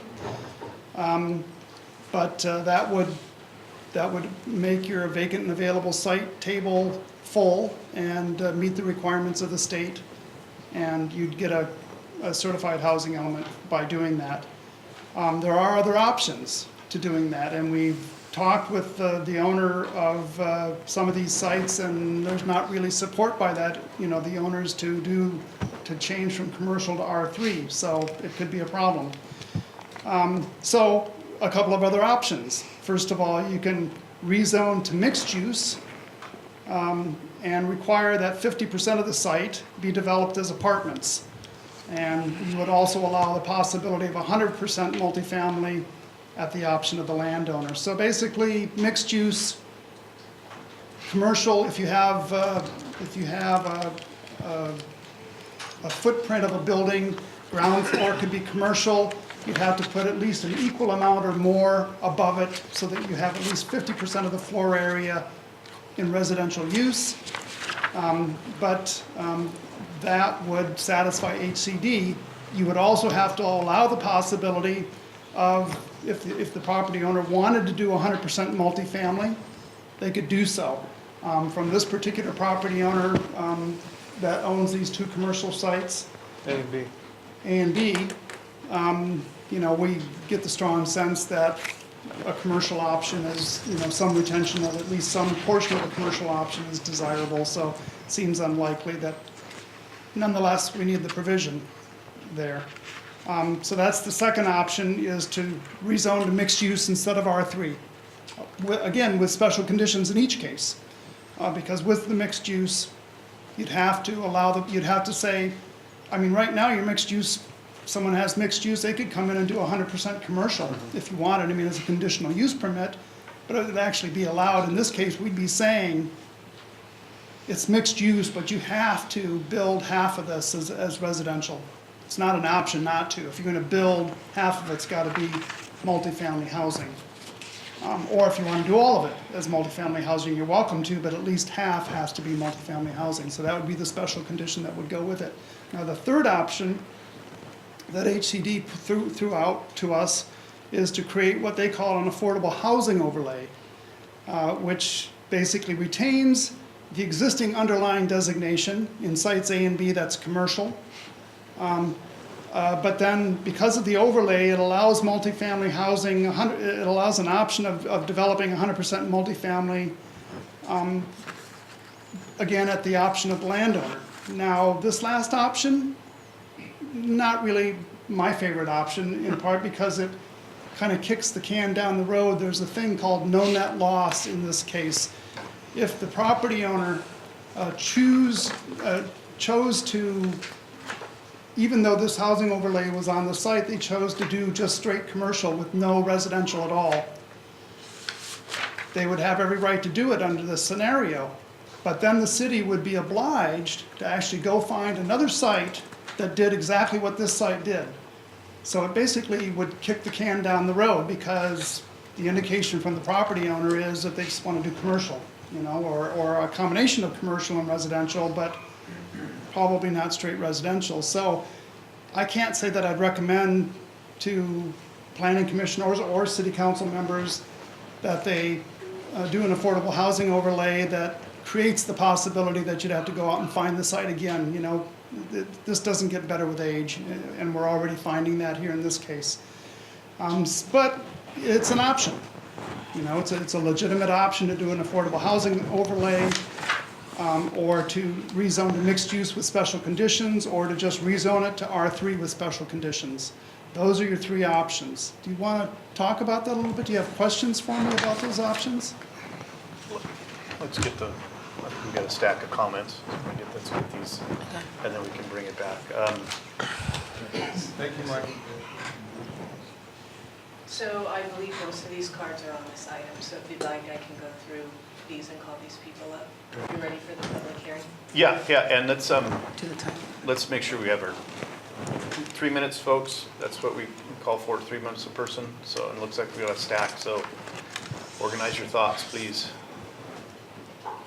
Ricardo Vallejo?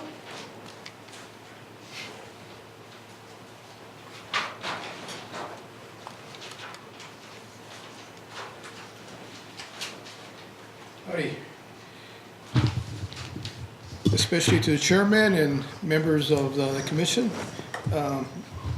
As the lady mentioned, Ricardo Vallejo. And basically, I'm here to officially let you know that I'm opposed to both area.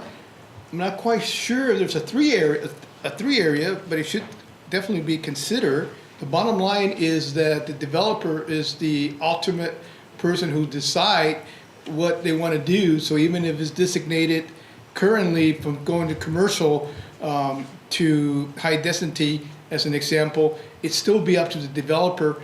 Furthermore, I don't think that the developer will want to do Lang Street, because as it is, there's a lot of environmental problems with that area because of the creek. And even though it's designated again, they have to decide ultimately. And I like to see the commission honor what has been done in the past. People looked at it and said it was supposed to be commercial, let it be commercial. And the other one said it should be single dwelling or low density, leave it like that. And if there's a need mandated by the state, then there's other alternative. As the city manager has mentioned, there are ways of doing it. And again, I thank you, and basically I'm here to officially say I'm opposed to the current situation. At the very least, you need to look at it some more. Thank you.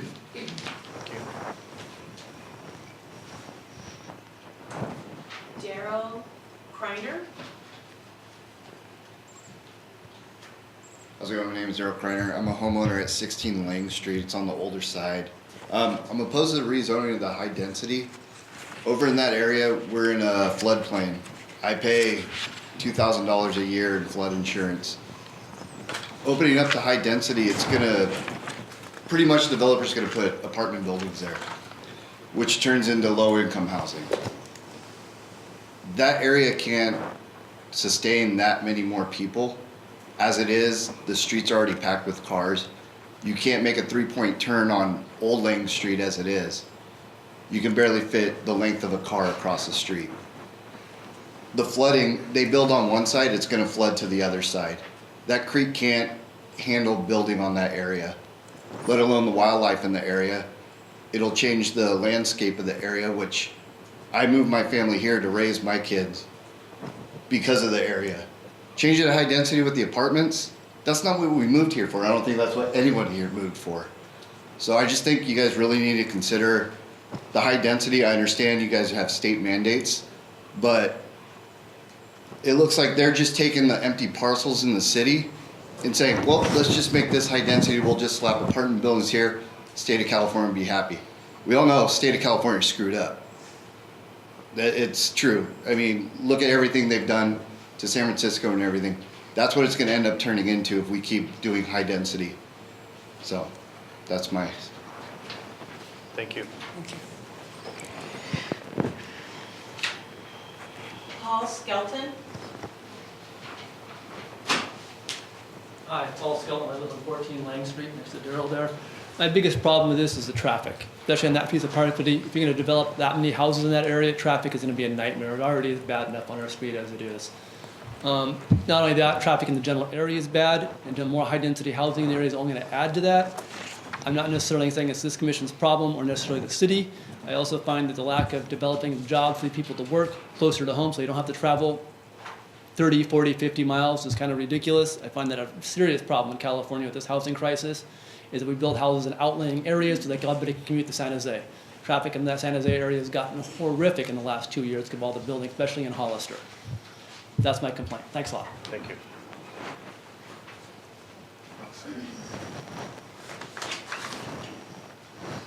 Scott Stotler?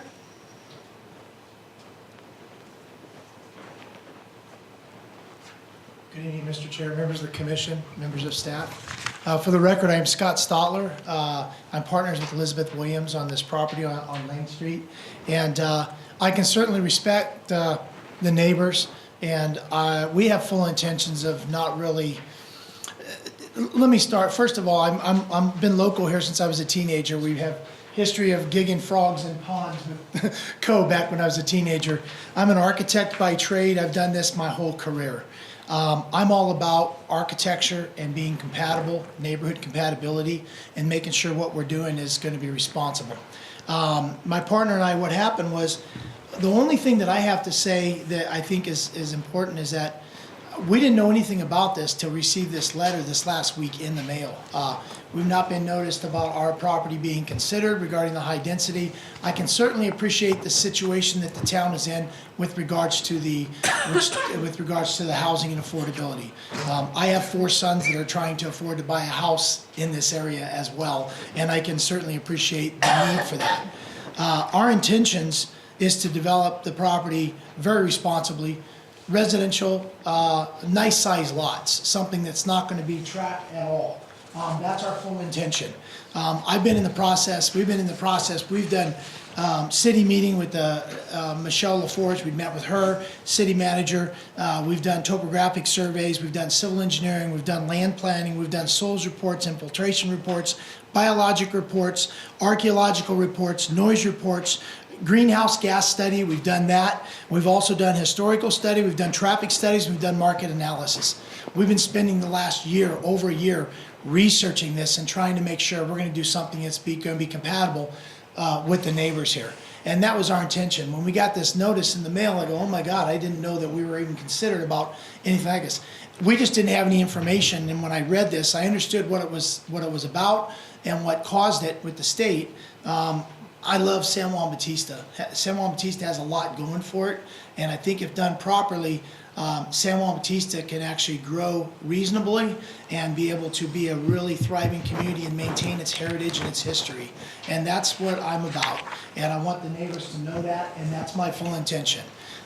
So anyway, the traffic is an issue there at Lang. I can definitely attest to that. And so that's where we're coming from. We can't say yes or no regarding the higher density. Again, we just found out about it. We opened our post office box and found it last Thursday. Opened it up, and I had an interesting weekend of just pondering what's going on here. So that's why I'm here tonight, just to be a representative of the owner of 99 Lang. And so anyway, it seems to me that at this point where San Juan Bautista is with this ordinance and the way you've got it right now, it seems early to be passing it to the council at this point. I think there's some fine tuning and some things that need to be discussed that come up tonight and maybe even coming up more after this. So that's it. That's all I had to really say. And if you had any questions regarding us being an owner there, I'm here to answer any questions you might have. Thank you. Thank you. Gail Hatter. Oh. Sorry, I'm with him, so you can take me off. Thank you.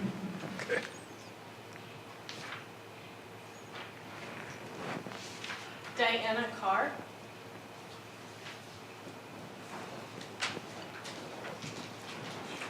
Hi, I'm Diana Carr, and I'm at 141 Lang Street.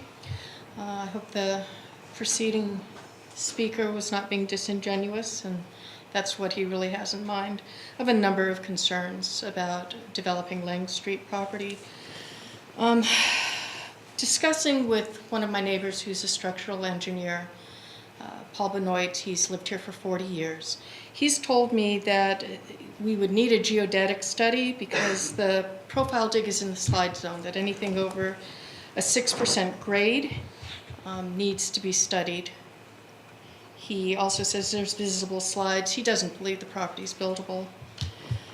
I have concerns about sewer septic and how we're going to deal with that. If you tap into our sewer on Lang, I think you'd have to upgrade everybody's sewer on Lang because our sewer is not great as it is. You can't really put in a septic from my understanding because 100%, it would be within 100 feet of a waterway, which is not allowable. As John had previously stated, I know that we were aware that there's a kit fox mating pair on that property. It's in a flood zone, and 3 years ago, if everybody recalls, it was just raining cats and dogs. I know on Lang Street our garage flooded. That creek flooded that goes through the walnut orchard, and that property would flood. So how would you mitigate that? By building it up like they did over here? And nobody wants to have a mountain next to us.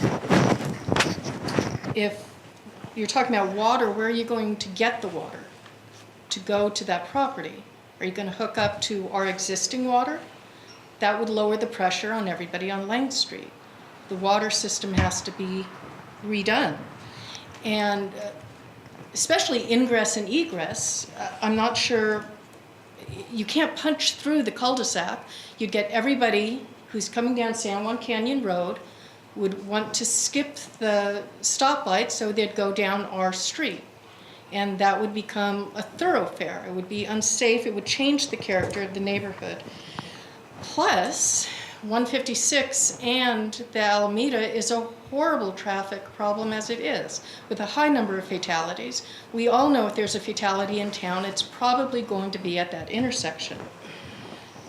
More than anything, the character, beyond, if you got past all of that, the character of the neighborhood would change with a larger number of cars, larger number of people. Right now we have dark skies, it's very quiet, it's rural, there's lots of trees. There's fox, there's deer bedding down, there's road runners going through our yard. We saw an owl the other day, there's horses, there's cows. And to turn it into apartment buildings would really be ruinous and an insult to everybody who lives in that neighborhood. That's not what that neighborhood is. Thank you. Thank you. Jolene Cosio. Jolene Cosio, 181 Lang Street. I like the idea of mixed use for probably both A and B, rather than requiring apartments. It sounds to me like there would still be the possibility of apartments there, and there's a large apartment complex there already. I believe it's the A lot, the one beside the apartments, has been mixed use for years. It was a pottery shed and living quarters for 2 families, so you could call that mixed use. And then you mentioned that it was owned by the same people on Lot B. I believe Lot B is still owned by the Rodriguezes, is it not? No, that's next to it. The first two lots are the Manning properties. Okay, I thought Manning owned the one closer to the She owns end. both. She owns both. She owns the corner and the second one next to it. Yeah, she owns this one. Oh, I see, is this the Rodriguez? Yeah. Yeah, Oh, that's right. Okay, very good. So, to me, either one lends itself well to mixed use. Now, C is a whole different ballgame. I live in Mission View Estates, otherwise known as Mission View Mistakes. I live in what was the first phase. A lot of the people who've spoken tonight live in the second phase, and several others live on the old Lang side. Third phase was supposed to be that orchard all the way along. And I never thought that it would work to go out Lang Street, it's too narrow, and now it's too close to the stoplight, which didn't used to be there when they originally were planning on phase 3. And it would make a lot more sense if you do have to go through at a roundabout over there by Leal. But that's a whole nother thing. But to me, that property should never be developed for apartments or houses until you have a second way out. It is dangerous. It is a huge safety issue that we only have one way out now. You add more housing to that, that bridge ever collapses in an earthquake, we have no way out. So a lot of the people here would not agree with me that we should ever put a road through at all. But I believe a road through would not be that big a problem if we put a cul-de-sac there by Leal. And people would not come through our neighborhood because they're going out 156. So it's a lot faster for them to go another half block to a signal and go out 156 than go all the way down Lang and then all the way down Washington and then hook up to 156 at one end or the other of the town. So I'm very opposed to Lot C at all being used. And site A and B to me make sense for mixed use. Thank you. Max Horry. Hi, I'm a property owner on 15 Lang, and I'm kind of in an interesting situation. I work for the state, and this is unfortunate because I'm originally from San Francisco, so I've seen a direct impact of the high density situation up there, and there's a lot of negative externalities that come about from that. I don't think the developer can mitigate some of the exacerbating circumstances that have come about through the development on Site C. I came from San Francisco to move into a community where I could have a peaceful home and get away from a lot of the issues that are beleaguering my once beloved city. You have a lot of issues, for example, of hypodermic needles left behind, obviously people not being able to afford to be able to live in the city, a loss of the middle class. I mean, San Juan Bautista is very appealing because of the fact that it does have a nice variety of homeowners and income levels, but to have that at that location, I think will just be disastrous with the fact that it's also in a flood-prone area. The development will cause a lot more services to be exacerbated. I don't think with the issue of water and us going into more drought conditions that's just going to escalate issues there, as well as sewage, the roads. I mean, right now, it's very difficult to drive down my street because of the potholes and to turn around. And to add a high-density unit there, in addition to all the number of issues that'll come, is what the homeowners and the people in the neighborhood are going to have to deal with. Because when the developer's gone, it's the people who live there and invested in the community to build and continue to build and want to be vested in San Juan Bautista. They're going to be left with the ramifications of that. I mean, this is a historical town for a specific reason. There are a lot of people who take pride in this community, and I'd like to think that I'm one of them. But to propose that, I just think it's going to have dire consequences for the people that and the families that are vested here now. And as again, I've seen the results having come from San Francisco, and it's just sad, and it's going to have really negative effects, I feel. Thank you. Thank you. Thank you. Those are all the cards I have. Okay. I put in a card. Okay. Come on up, and then Mr. Hopper next. Thank you.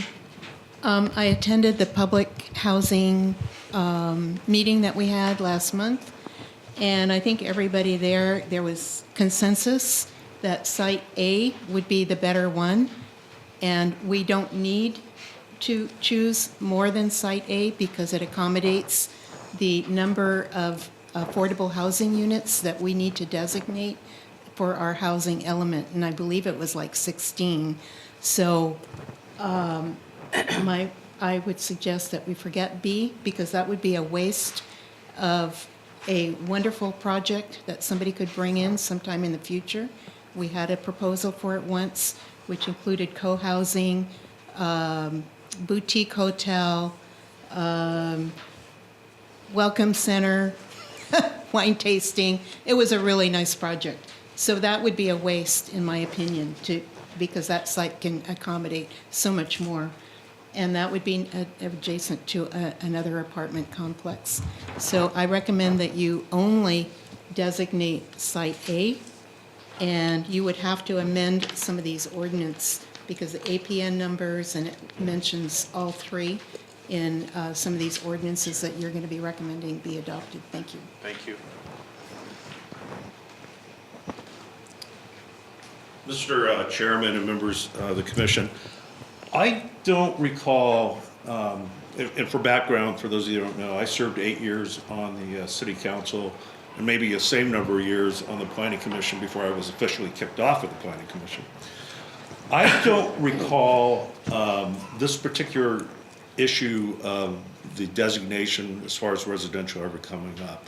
I do recall numerous times we knew that we were in danger of not meeting our housing element, but the previous city manager some years ago thought he had a solution to this and railroaded the city council into believing that. One thing that's of interest to me in all those years I've heard discussion about, particularly these properties here, is this piece of property here. And I would be interested to know why that wasn't considered. And then lastly, in these discussions over the past 16, 20-something years, it's always been felt that these two particular properties really protected the city's ability to have either transient occupancy taxes or just sales taxes. As I'm sure most of you are aware, housing is the worst way to build a community. If you ask the city manager how much, we all pay like, I don't know, a couple of $1,000 or $3,000 in taxes. If you ask the city manager how much of that money he gets back from the county, it's very little. It's a few $100s. 10%. Yeah, I'm sorry, whatever that percentage. So anyway, when I set up there and somebody came to me with a housing project like these two massive ones, I just said, it's not good for our city. It's gonna put a drain on resources. It's sewer and water. Those are the things we need to concentrate on now. So again, I'd be interested as to why that site was considered, and maybe it has. And then ask you all to be very mindful that I think if you adopt anything, mixed use makes most sense to me, because otherwise careful what you wish for. You'll solve this housing element issue. But, and I think this gentleman addressed it, if you've seen what happens in our cities, you turn that project into like a big box. It's an ugly project. And even though I had great confidence in the design review process that you would address that, it is what it is. If you designate it R3, and that's what somebody decides to do, it is what it is. If you designate it as mixed use, we should provide an opportunity to address the city's vested interest in collecting either TOC taxes or sales taxes and address this housing issue. Thank you for your time. Thank you. Thank you. Okay. No more speaker cards. Sir, you already. Technically, we're kind of an applicant. I just want to give something I think would be helpful to everybody. We develop these types of properties often. I'll be quick. You got 30 seconds, because Okay. you already spoke, so give it to me. Just because they're affordable housing doesn't mean that they're gonna be apartments. I mean, I've seen some nice condos and the developments done nicely, where these still have to be for qualified, and even the BMRs, they have to still put the money down, they have to qualify, they have the pride of ownership. And I'm very familiar with the BMRs, we've done developments like that. In mixed use, we've done several mixed use projects, those are always a problem, because you got the mixed use of the commercial parking and the residential, and it all becomes a conflict. You end up with commercial space that ends up vacant because they can't occupy and they got residents. It's just it's been a big issue when we see projects that we've worked on before. That's Thank you, appreciate it. Okay. No more public comment? Okay, we're gonna close public comment on this section. We're gonna bring it up here. Let's start first, David? I don't know if I don't know if I've learned enough tonight to make an adequate decision as to which way we need to go here. But I listened, and I don't have any favorite places. I mean, there's so many ways you can say things why we shouldn't build in certain areas. Like, for instance, in the Site C area, of all the concerns that we have in that area, it would be the most logical place to put R3 there, because nobody wants to build there anyway. You know, that kind of a thing. But that's crazy thinking here. But I listen to everybody, and I'm trying to digest it all right now. And from what I understand, Site A seems to be the most logical place to go. And that's where I'm going with. Okay. We'll start with that. I'm on A. I don't want to build on C, like what the resident says, the congested, the traffic.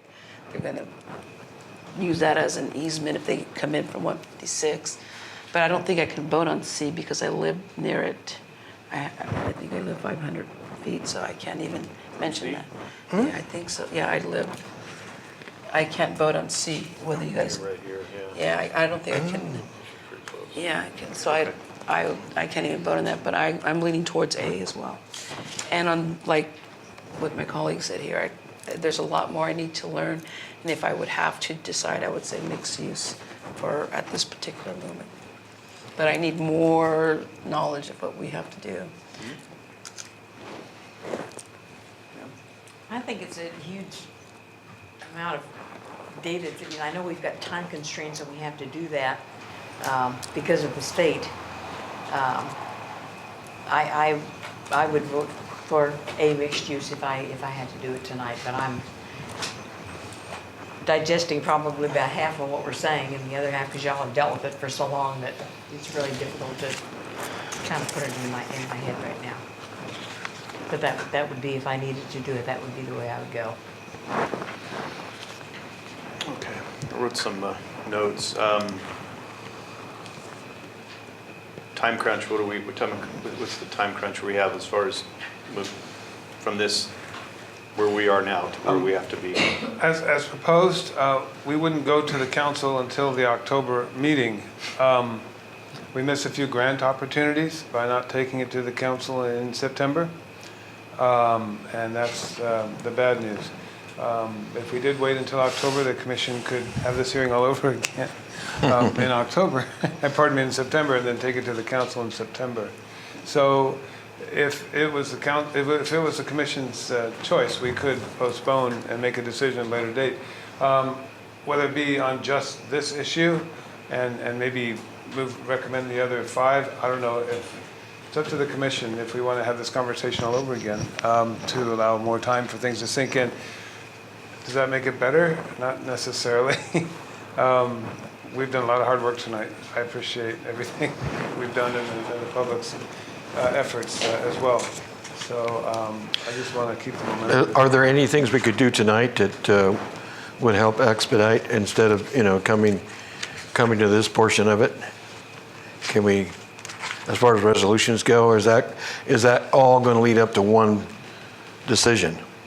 Well, it would simplify things if we could adopt all but the last two, and that would be which parcel and which zoning, and then the housing element itself. Well, you could even adopt housing element tonight.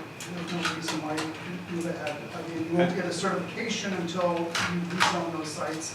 But there's no reason to not take action on 5 of the items and push the rezoning if you need time to digest it. Certainly understandable. This is a lot that's on your agenda tonight. Everyone recognizes that. But that certainly would be doable. That's more. So we could come back, we could come back the first week in October. Okay, I've got a few more. Great information that one of the folks on Lang Street says that they pay into flood insurance. That tells me that they are in the floodplain, and I know that neighborhood. I've been up to my waist in water in that neighborhood. If we're looking at Site B, the site right to the right of it, isn't that already mixed use? Commercial. Yeah. Just to the right of it. To the right of it. Yeah. I'm sorry. That's sorry. mixed use, yes, sir. That's already I mixed mentioned use. right backwards. Yes, sir. So why, if it's already mixed use, why can't we just say, Oh, that's. this is the site we want to fall under our housing element? Good question.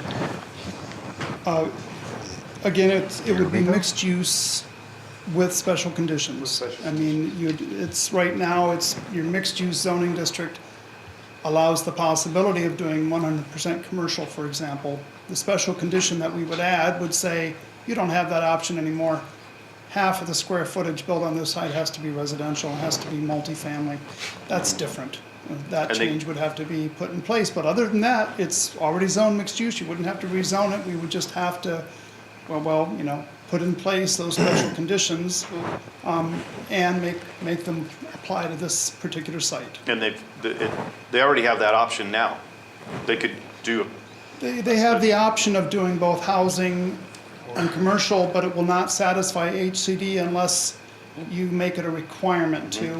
Again, there is this third option of doing an affordable housing overlay, but again, there's problems with that. no, So- and we did have a gentleman come forward about that property, and this is pretty much what he talked about, was a mixed use Right. Yes, he did. property. Right. So it's not like that folks haven't been thinking about it already. I mean, to me, that's a no-brainer. I mean, it's already mixed use. We don't even have to change the ordinance, except to add the special provisions. Is that the language, what would we use? I'm gonna write it down, so if it's mixed use with, what's the? The R3, Special R3 conditions. zoning. Sorry. There's a mixed-use site, and I'm wondering if this is the site that's being discussed. If it's already there, adding it doesn't buy us anything. I don't know how to attach that to a map. Can you look up? We're double checking something in our tables in the housing element. We did talk about that property coming back as a candidate, and it would modify our environmental document, but just as an amendment, not as a redo. And so it sounded like it could be feasible. I know the city planner did reach out to the property owners this afternoon with those questions, and actually we got the most favorable response as we did from all 3 property owners. Can we hear, Mr. Kinney, can we hear? what you- I just want to just kind of attest on that. I was going to look up real quick on this parcel right here. I was going to just look it up and see if I can get it on the website. I did speak to actually both property owners. One of them is the managing partner. His name is Howard Cohen, who spoke before you that night a few months ago. And he actually was interested in hearing more about it. And in fact, if we can do away, and Martin, correct me if I'm wrong, if I'm using the right terminology, is if we could do away with the commercial aspect of it and just focus on housing itself, high density, more units, he would actually be in favor of that. He's out of state right now. He's with his family, so he obviously wasn't able to make it tonight. I did speak to one of the property owners, the other one, his name is Mr. Rodriguez, and one of his relatives contacted me last week, asked more questions about this project. So, but basically my point that I'm making here is both of them actually really like the idea, but they wanted to hear more. They wanted to just kind of discuss it more. have more of a sit-down, if you will. And anyway, but Mr. Cohen made it clear to me that, he's definitely the managing partner and he wants to be able to, have the final say. But from what I was able to gather today, he sounded interested in hearing more about it. Okay. Now, I've asked Todd to actually check, but I strongly suspect that this mixed-use parcel here is already included in our vacant sites table as a mixed-use site, and we've assigned a certain number of units that can be built on it and the like, so that to add it this evening to special conditions really doesn't, it subtracts at the same time that it adds. It wouldn't buy you anything. Oh, so there's no net gain. I am asking Todd to confirm that that's Okay. indeed the case. We have the APN number. Yeah. Let me see what I can dig It up. is, it's a larger lot. Yeah, it's just that we've accounted for it already is what I'm trying to explain. Under the current MX zoning, we've already assigned so many units of housing to it. So by making it denser, we're only adding a little bit to the base. So So, we're not really making it denser. It's mixed-use zoning now, it's staying mixed-use zoning, okay. and conceivably with 100% option, or going to R3, I suppose, you would have other increased capacity over what you have, but for the most part, we've accounted for it already, I'm pretty sure. So if that's the case, this may become a candidate for the R3 zoning, but I would want to hear more from the property owner to make sure they were comfortable with that. Yeah. Otherwise, we go with the overlay. Well, and I know this is going to come up, as a big concern is the residents in the middle. And the reason I was thinking mixed use is thinking maybe the $1 million question is, since this is something that the state is mandating and we decide, and we're like, yeah, we're going along with you, is there some type of historical grant or something we could do to preserve that building in the middle or rebuild it to its original form and then have everything around it, and it could be called the what do you call ranch, or we could actually, I don't know if we could play on the historic strings of the whole thing. I mean, I'm just thinking maybe that might help sweeten the pot. So the house is in the center of the lot, much like the garden apartments where they left the open space in the middle. And it could be incorporated into open space for development around the perimeter, like a donut. And of course, it would be much, in my opinion, much better if it was mixed, because then we'd have a little bit of flexibility on the design review. Yeah. And it just seems to me that Todd's working feverishly over here. Almost done. Hopefully I can get it. Yeah, the San Benito website. It's a little slow. Yeah. Let's see if I can get something to pull up. It's so much different on the computer. It's better versus than Santa Clara's, so yeah, believe it or not. I wonder why that was not included as one of your choices. I got it. Actually, let's see. Yeah, there it is right there. And it's 002. Okay, so yes, this one, I'm able to confirm it. I'm able to cross-check the parcel number for 70 McKelemy, and it is a match of the same parcel number, APN number in the book. That's page 4-10. Yeah. Page 4-10. 4-10. Housing element. 3.484 acres, mixed use, and that's it. So yes. So it has been accounted for. It has been accounted for in this document. So how many units have we afforded that piece of property? 31. How many do we need? 16. 16? 10, I thought he said. 10 for the low income, I think, right?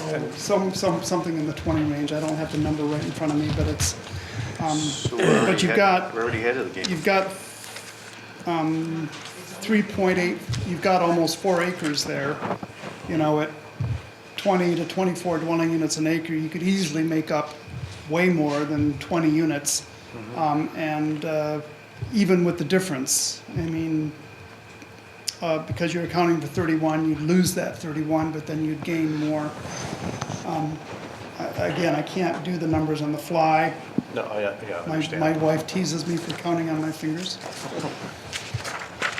You gotta see me play cards. Count the dots. So why can't we have a scenario of what options we have, so we can look at a map and say, this is our scenario, this, you can go this route or this route or this route, and see which one works out for the best. Because that's, you know, all these all these statements, all the knowledge that we're looking at, why can't we just map it out in a scenario to see what best options we have? Well, would it be the commission's pleasure then to come back in a month, exclude the Lang Street property and focus on these three? Yeah. And then the three options that we would have? Yes. Yeah. And I'd like just this subject on the agenda, just this subject. No promises. So we can, well, that's what I'm hoping. I like that. That way we're not, We just focus on the zone change / general plan amendment. Special meeting? focus on the zoning change. We could schedule a special meeting. I don't know, do you have any business pending? It's hard to tell a month from now, but nothing. Yeah, let's see, I'm trying to think though, if we do a special meeting and we're doing a zone change general plan amendment, does it have to be regularly scheduled? Yeah, and then noticing. No, not necessarily, but you need to give adequate notice. If you did the last week of September, you got your notices out this week, you got to the newspaper, you probably Right. have time. Again, you know, it's about having to do that 300-foot direct mail, like we've done twice now. Yeah. Yeah, we already have the list. And for that, it's just gonna be that row, for the most part. Yeah. I mean, it's just gonna be that row of houses right there. Yeah. They're rentals across the street. I don't know if that makes sense, but. It does. I just want to see it on paper. I want to see the final map. But do you all know what I'm getting at here? Yeah, I know what you're getting at. I mean, I had To it. me, it's like a gift, you know? You We guys don't are- have to pee off these guys, we don't have to, the property owner for this, she's not gonna come shoot me in my sleep, so, you know, we got. She wouldn't The do that. high-density Promise housing me right she next to your wouldn't. services I know, is a I'm just good joking. match. No, it's So answer those my would be our, question. like our 3 new sites right there, you know, like exclude over here on Lake Yeah. Street, Yeah. just focus on. Yes. Okay. Wow, okay. Okay, so we can go back tonight, we can knock off the other 4. We Yeah. have one item left to discuss. Okay. 5. That's But the it's housing. quick. Okay, let's do it. That is the actual approval of the housing element itself. Now, we Yeah. started this process in February. We had our first workshop in February.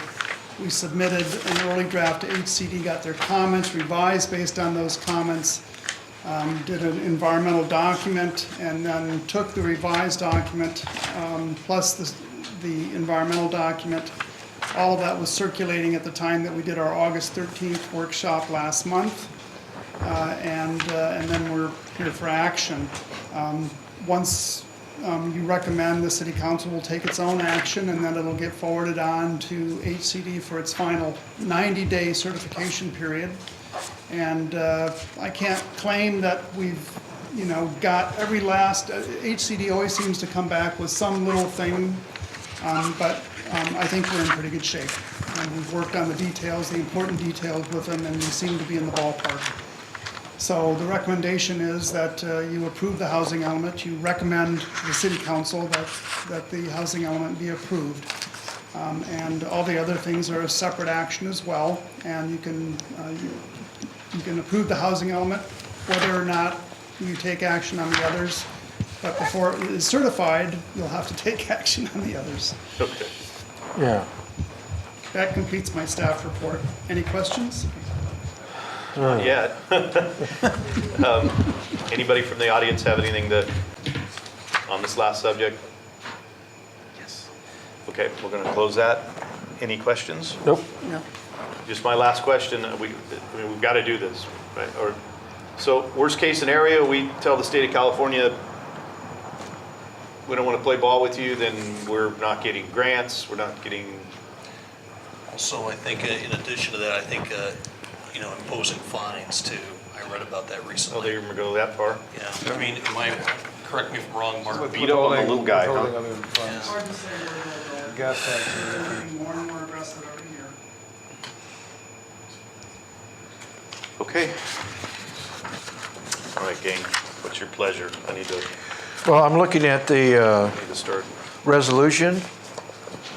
Starting with, I hope we're all on the same page. Well, let's It's a little confusing, I know.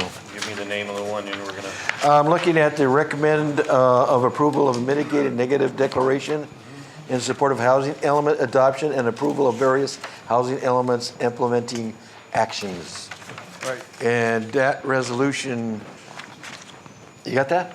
Yeah, with the possibility of a amendment if the other property comes in. So, right, so we would take one at a time, starting with the first one, and take a vote on that, and the second one, take a vote on that. Right. When we got to the fifth one, we would table that until a special meeting September 24th. Okay. And then when we get to the sixth one, we would look for recommendation on that one. Okay, that sounds good. So it's our pleasure to consider the first Attachment recommendation. one? Yeah. Yep, okay. The next day. Well, you can't go by the attachment numbers. Yeah. No, don't go by that. Yeah. Go by the resolution. So I'm going to start, is that okay with this one? Okay, I make a motion to adopt the resolution number what? 219? 2019. 18? Okay, 19? Okay, 2019-19. I'm sorry, it is 18. Okay, adopt resolution 2019-18.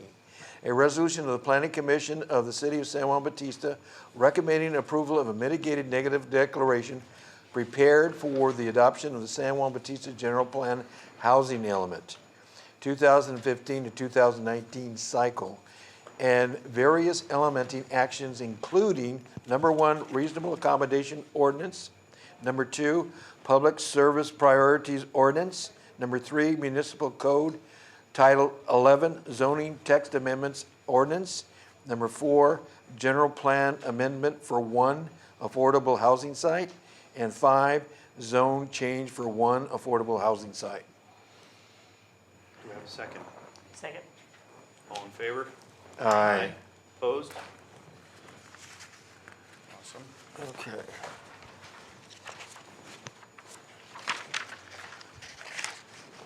Next one. Let us know which one you're gonna, who's gonna motion. Let's see, we got this one, Planning Commission amendments to chapter 2 to 5. Is that the one, you have that next up? Yep, Yeah. okay. You want me to do that one too? If you would like, sir. Okay, I believe this is going to be Resolution 21919. And that's a resolution of the Planning Commission of the City of San Juan Bautista recommending approval of amendments to Chapter 2 to 5, reserved of Title II, Government Organization and Administration of the San Juan Bautista Municipal Code to address reasonable accommodations. I'll second that. All in favor? Aye. Aye. Okay, we're not doing any ordinances, No, that's the council. right? Yep. We don't, maybe we should, no. We'll sneak one in, just see what they say. Just get mad about that. Tell them, hey, we were too busy doing the historic. We were on a resource. roll, man, that's all there was to it. Don't. Okay, resolution number 21920. And that's adopt a resolution of the Planning Commission of the City of San Juan Bautista recommending approval of amendments to section 5-9-310, application for sewer permits of chapter 5-9, uniform wastewater regulation of Title 5, public health, safety and welfare, and sections 6-4-105, extension of water mains, of Chapter 6-4, Water Service, of Title 6, Public Service, of the San Juan Bautista Municipal Code to address priority utility services for affordable housing. Do we have a second? Second. All in favor? Aye. Opposed? None? No, that's an ordinance. Okay. This is, Oh, yeah. Last one. yeah, the last one. I believe this is going to be, make sure we're on the same page, folks. This is for what, recommending approval of amendments to various section, Title 11? Yep. Okay. Okay, adopt resolution number 219-21. A resolution of the Planning Commission of the City of San Juan Bautista recommending approval of amendments to various sections of Title 11 zoning of the San Juan Bautista Municipal Code, including sections 11-02-050, permitted and conditional use by zoning district use matrix, And next item is section 11-03-010, Development Standards Matrix. And the next section is section 11-04-050, Secondary Dwelling Units. Excuse me. And the next section is section 1129-010, Definitions. All for the purpose of implementing the San Juan Bautista General Plan housing element. Do I have a second on that motion?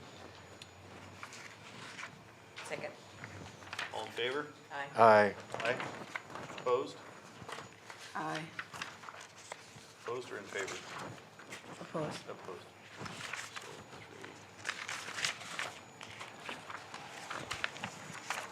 That's it?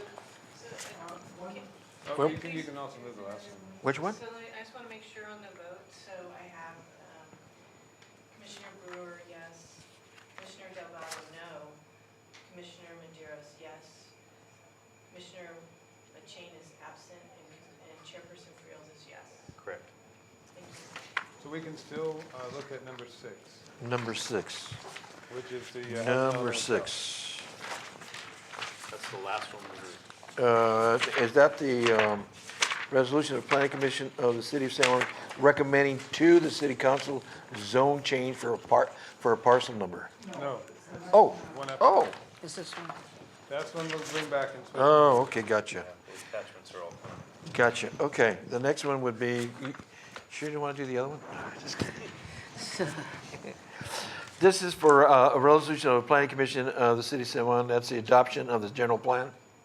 That's the one? Okay. This is for resolution adopting number 2/19/22, which is adopting a resolution of the Planning Commission of the City of San Juan Bautista recommending to the City Council adoption of the general plan housing element for 2015 to 2019 cycle, consistent with the section 65-580 ET CEQA, or whatever that is, of the California Government Code. We have a second on that. Second. All in favor? Aye. Opposed? Okay, and then we are going to continue the rezoning ordinance, correct, or rezoning section? Until the 24th, September 24th, that'll be the date. right? And we'll give you an analysis on the Rodriguez Tuesday. property. I just checked it. Here, let's see. It's 14 days plus today, 24th. Yeah, I won't be able to make that. You can get that, Martin, on your computer? Let's see. I won't be able to make Tuesday, it's a Tuesday, I won't be able to make that. Because I only have so many days off that I've pre-put in, and I had to do a trade for this one. Right. It would be 6 o'clock? 6 o'clock? What's the date again? September 24th. Luis has got to run that one. So we should talk to Luis about it too. Yeah, absolutely. Okay, we're good with that? And that's the only time that we can do this? We could do it. The only date? It's a special meeting. I know. So that's the only time frame we got is the 24th? No, it's a special meeting. Do It could you be have any other 72 hours days you can from now. come?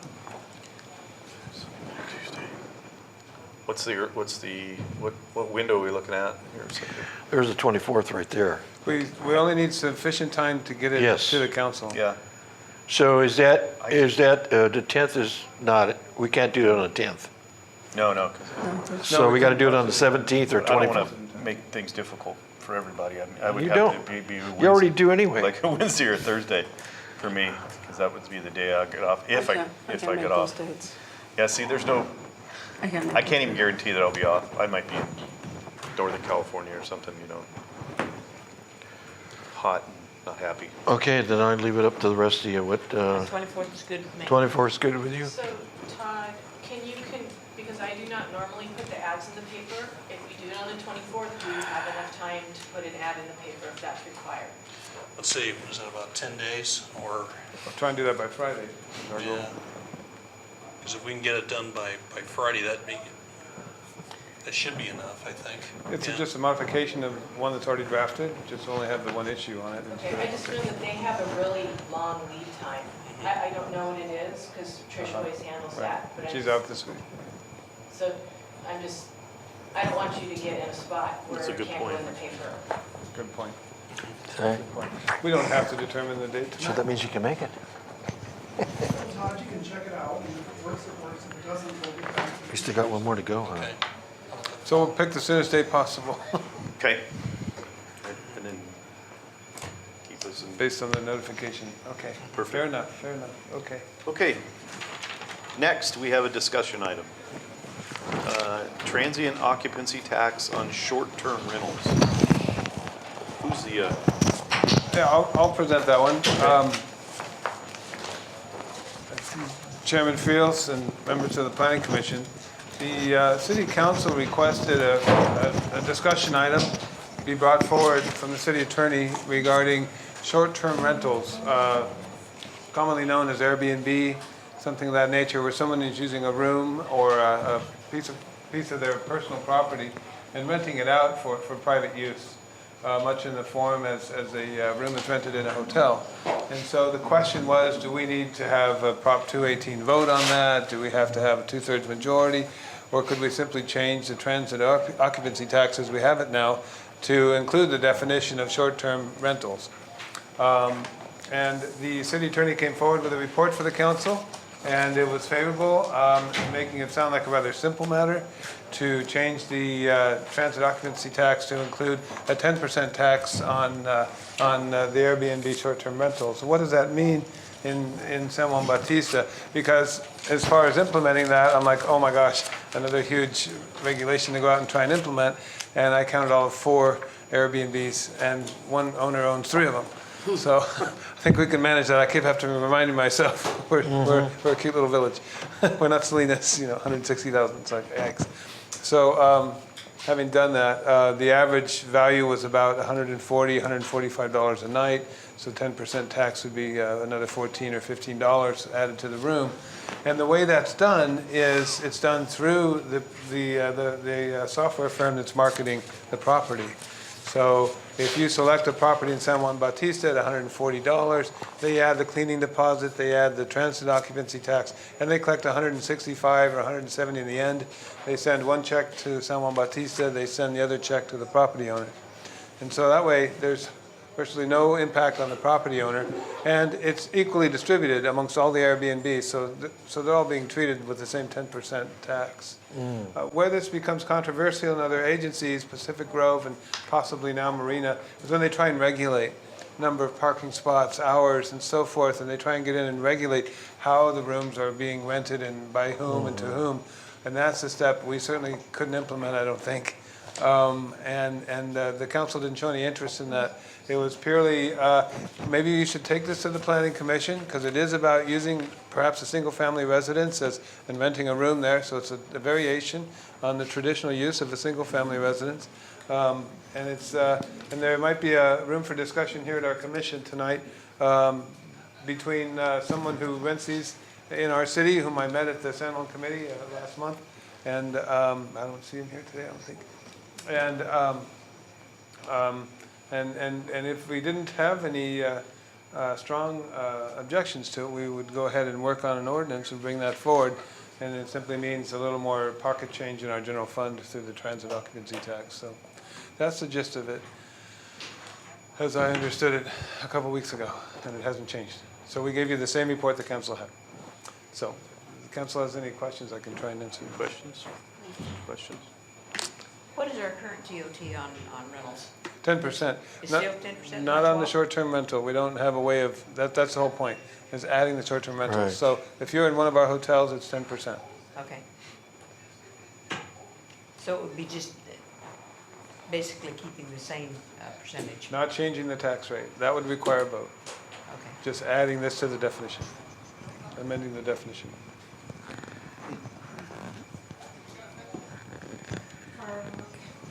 I'm just curious, how many of these do we have? Do we know? Only 4? Can you come up? Okay, sorry. We have 4. Just 4? Okay. And one person owns 3 of the 4. Oh, okay, thank you. It seems like a lot of work for little return. Right, but if it grows to 40, then we would. We'll be ready. We'll be ready, so. It's that's not, a good- it's, the way it sounds, it's really not gonna be that much. The only group doing the work is the City attorney. city attorney, and then the middle person that writes us the check. We'll have to put together a registry of all 4 properties. Yeah. Which could be done in a half an hour after lunch. Take Todd 10 minutes Yeah. after a cup of coffee. Yeah. Yeah. Kind of nice part about these Airbnbs, not only do we give somebody a chance to, rent in a little comfortable place, but there's not always a parking impact there, because there's not always somebody there. Mhm. We were talking to Mr. Reynolds about this. We were my wife and I were in Memphis a couple months ago, and I think out of the whole block of 30 homes, I think most of them were Airbnb. And there was hardly a car on the street, because most people just Ubered because you're 15 minutes into town. So, and we were 10 minutes from the airport, so that was, we don't have Uber here. Hey, there's a business for you. Yeah, right. We don't have Uber here, but I mean, it's a less impact to me, it was. Okay, anything else on this? This sounds good. Does it sound good? Yeah. Like it? Sounds good. Yeah? Okay. Yeah, so what's going to go next? Where do we go from here? Do we have to do the resolution? I don't think so. No, I know we don't, but I'm just saying, what's going to happen next? Just pure discussion, I'll report back to the council in a weekly update that I send them, and I'll let the city engineer know. Yeah. That looks like we're moving forward. But is there anyone, well, we had public comment. Anybody else? Yeah, we just kind of wing that one. That's a little chat session here. Yeah. Okay. Okay. Now we're down to 7, comments, planning commissioners, anything? Anything? No, I think we said it all. Yeah, had enough? Thank you very much. My comments, thank you for piling through this stuff. Yeah. Thank you very much for doing this. This is. And It's Martin can't wait to get out of here. There's light at the end of the tunnel, right? Once this goes, I mean, you can kind of see this weight coming off of Yes. City Hall. And, Progress. and just for record, I'm not a big fan of the state forcing us to do anything. It kind of irks me, and I'm not going to get on my political as much as I'd love to. But it's just to me, it's just so anti-San Juan to get pushed around like this. But Oh, yeah. so I feel for you. Yeah. okay, associate planner. Just, Kennedy? Just one more comment. I just want to just announce it once again, and correct me if I'm wrong, but this weekend, I just want to say it one more time for the record, 150th anniversary. And I'll be one of the operations guys, so I'll be here early in the morning on Saturday. City Council chambers here will be the command post, for all the different operations. And we have a pancake breakfast at 9 a.m., 11 a.m. is the parade. No, you skipped the plaque. Oh, Plaque. Yeah, the plaque dedication, I'm sorry. Yeah. Let's see. That plaque. Okay, I'm sorry about that. And then, what is it? Parade and then the park. That's right. Then it's in the park, hot dogs and live music and so forth. And then we have a dance at the VFW that night. Yeah.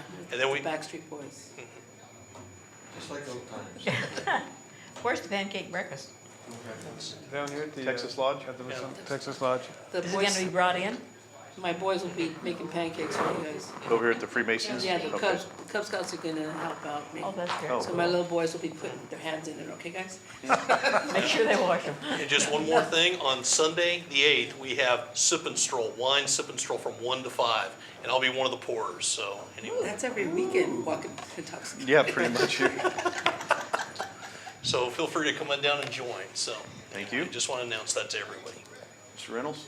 Just want to say thank you for your hard work and diligence preparing for this meeting and working through it.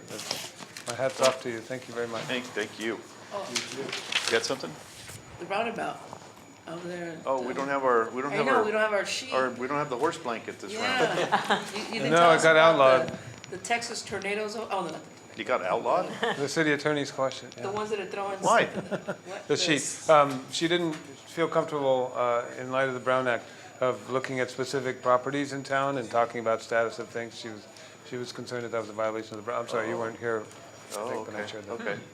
Well, it's nice that she decided to So join what we're us. trying to do is provide that to you ahead of the planning commission meeting, and if you had specific questions, you're welcome to come and talk to us about the status of any projects. Okay. Midnight Express. what's going on with that? Can't talk about it. It Okay. sounds like- I'd be happy to, we've made great progress on that one. I'd be happy to talk to you about that. Motion to adjourn. I second it. I motion, Somebody. I'm making a motion to adjourn. Second? All in favor? Aye. Opposed? None. Thank you. Thank you very much. That's what it feels like to do that. Laura, can we meet easier?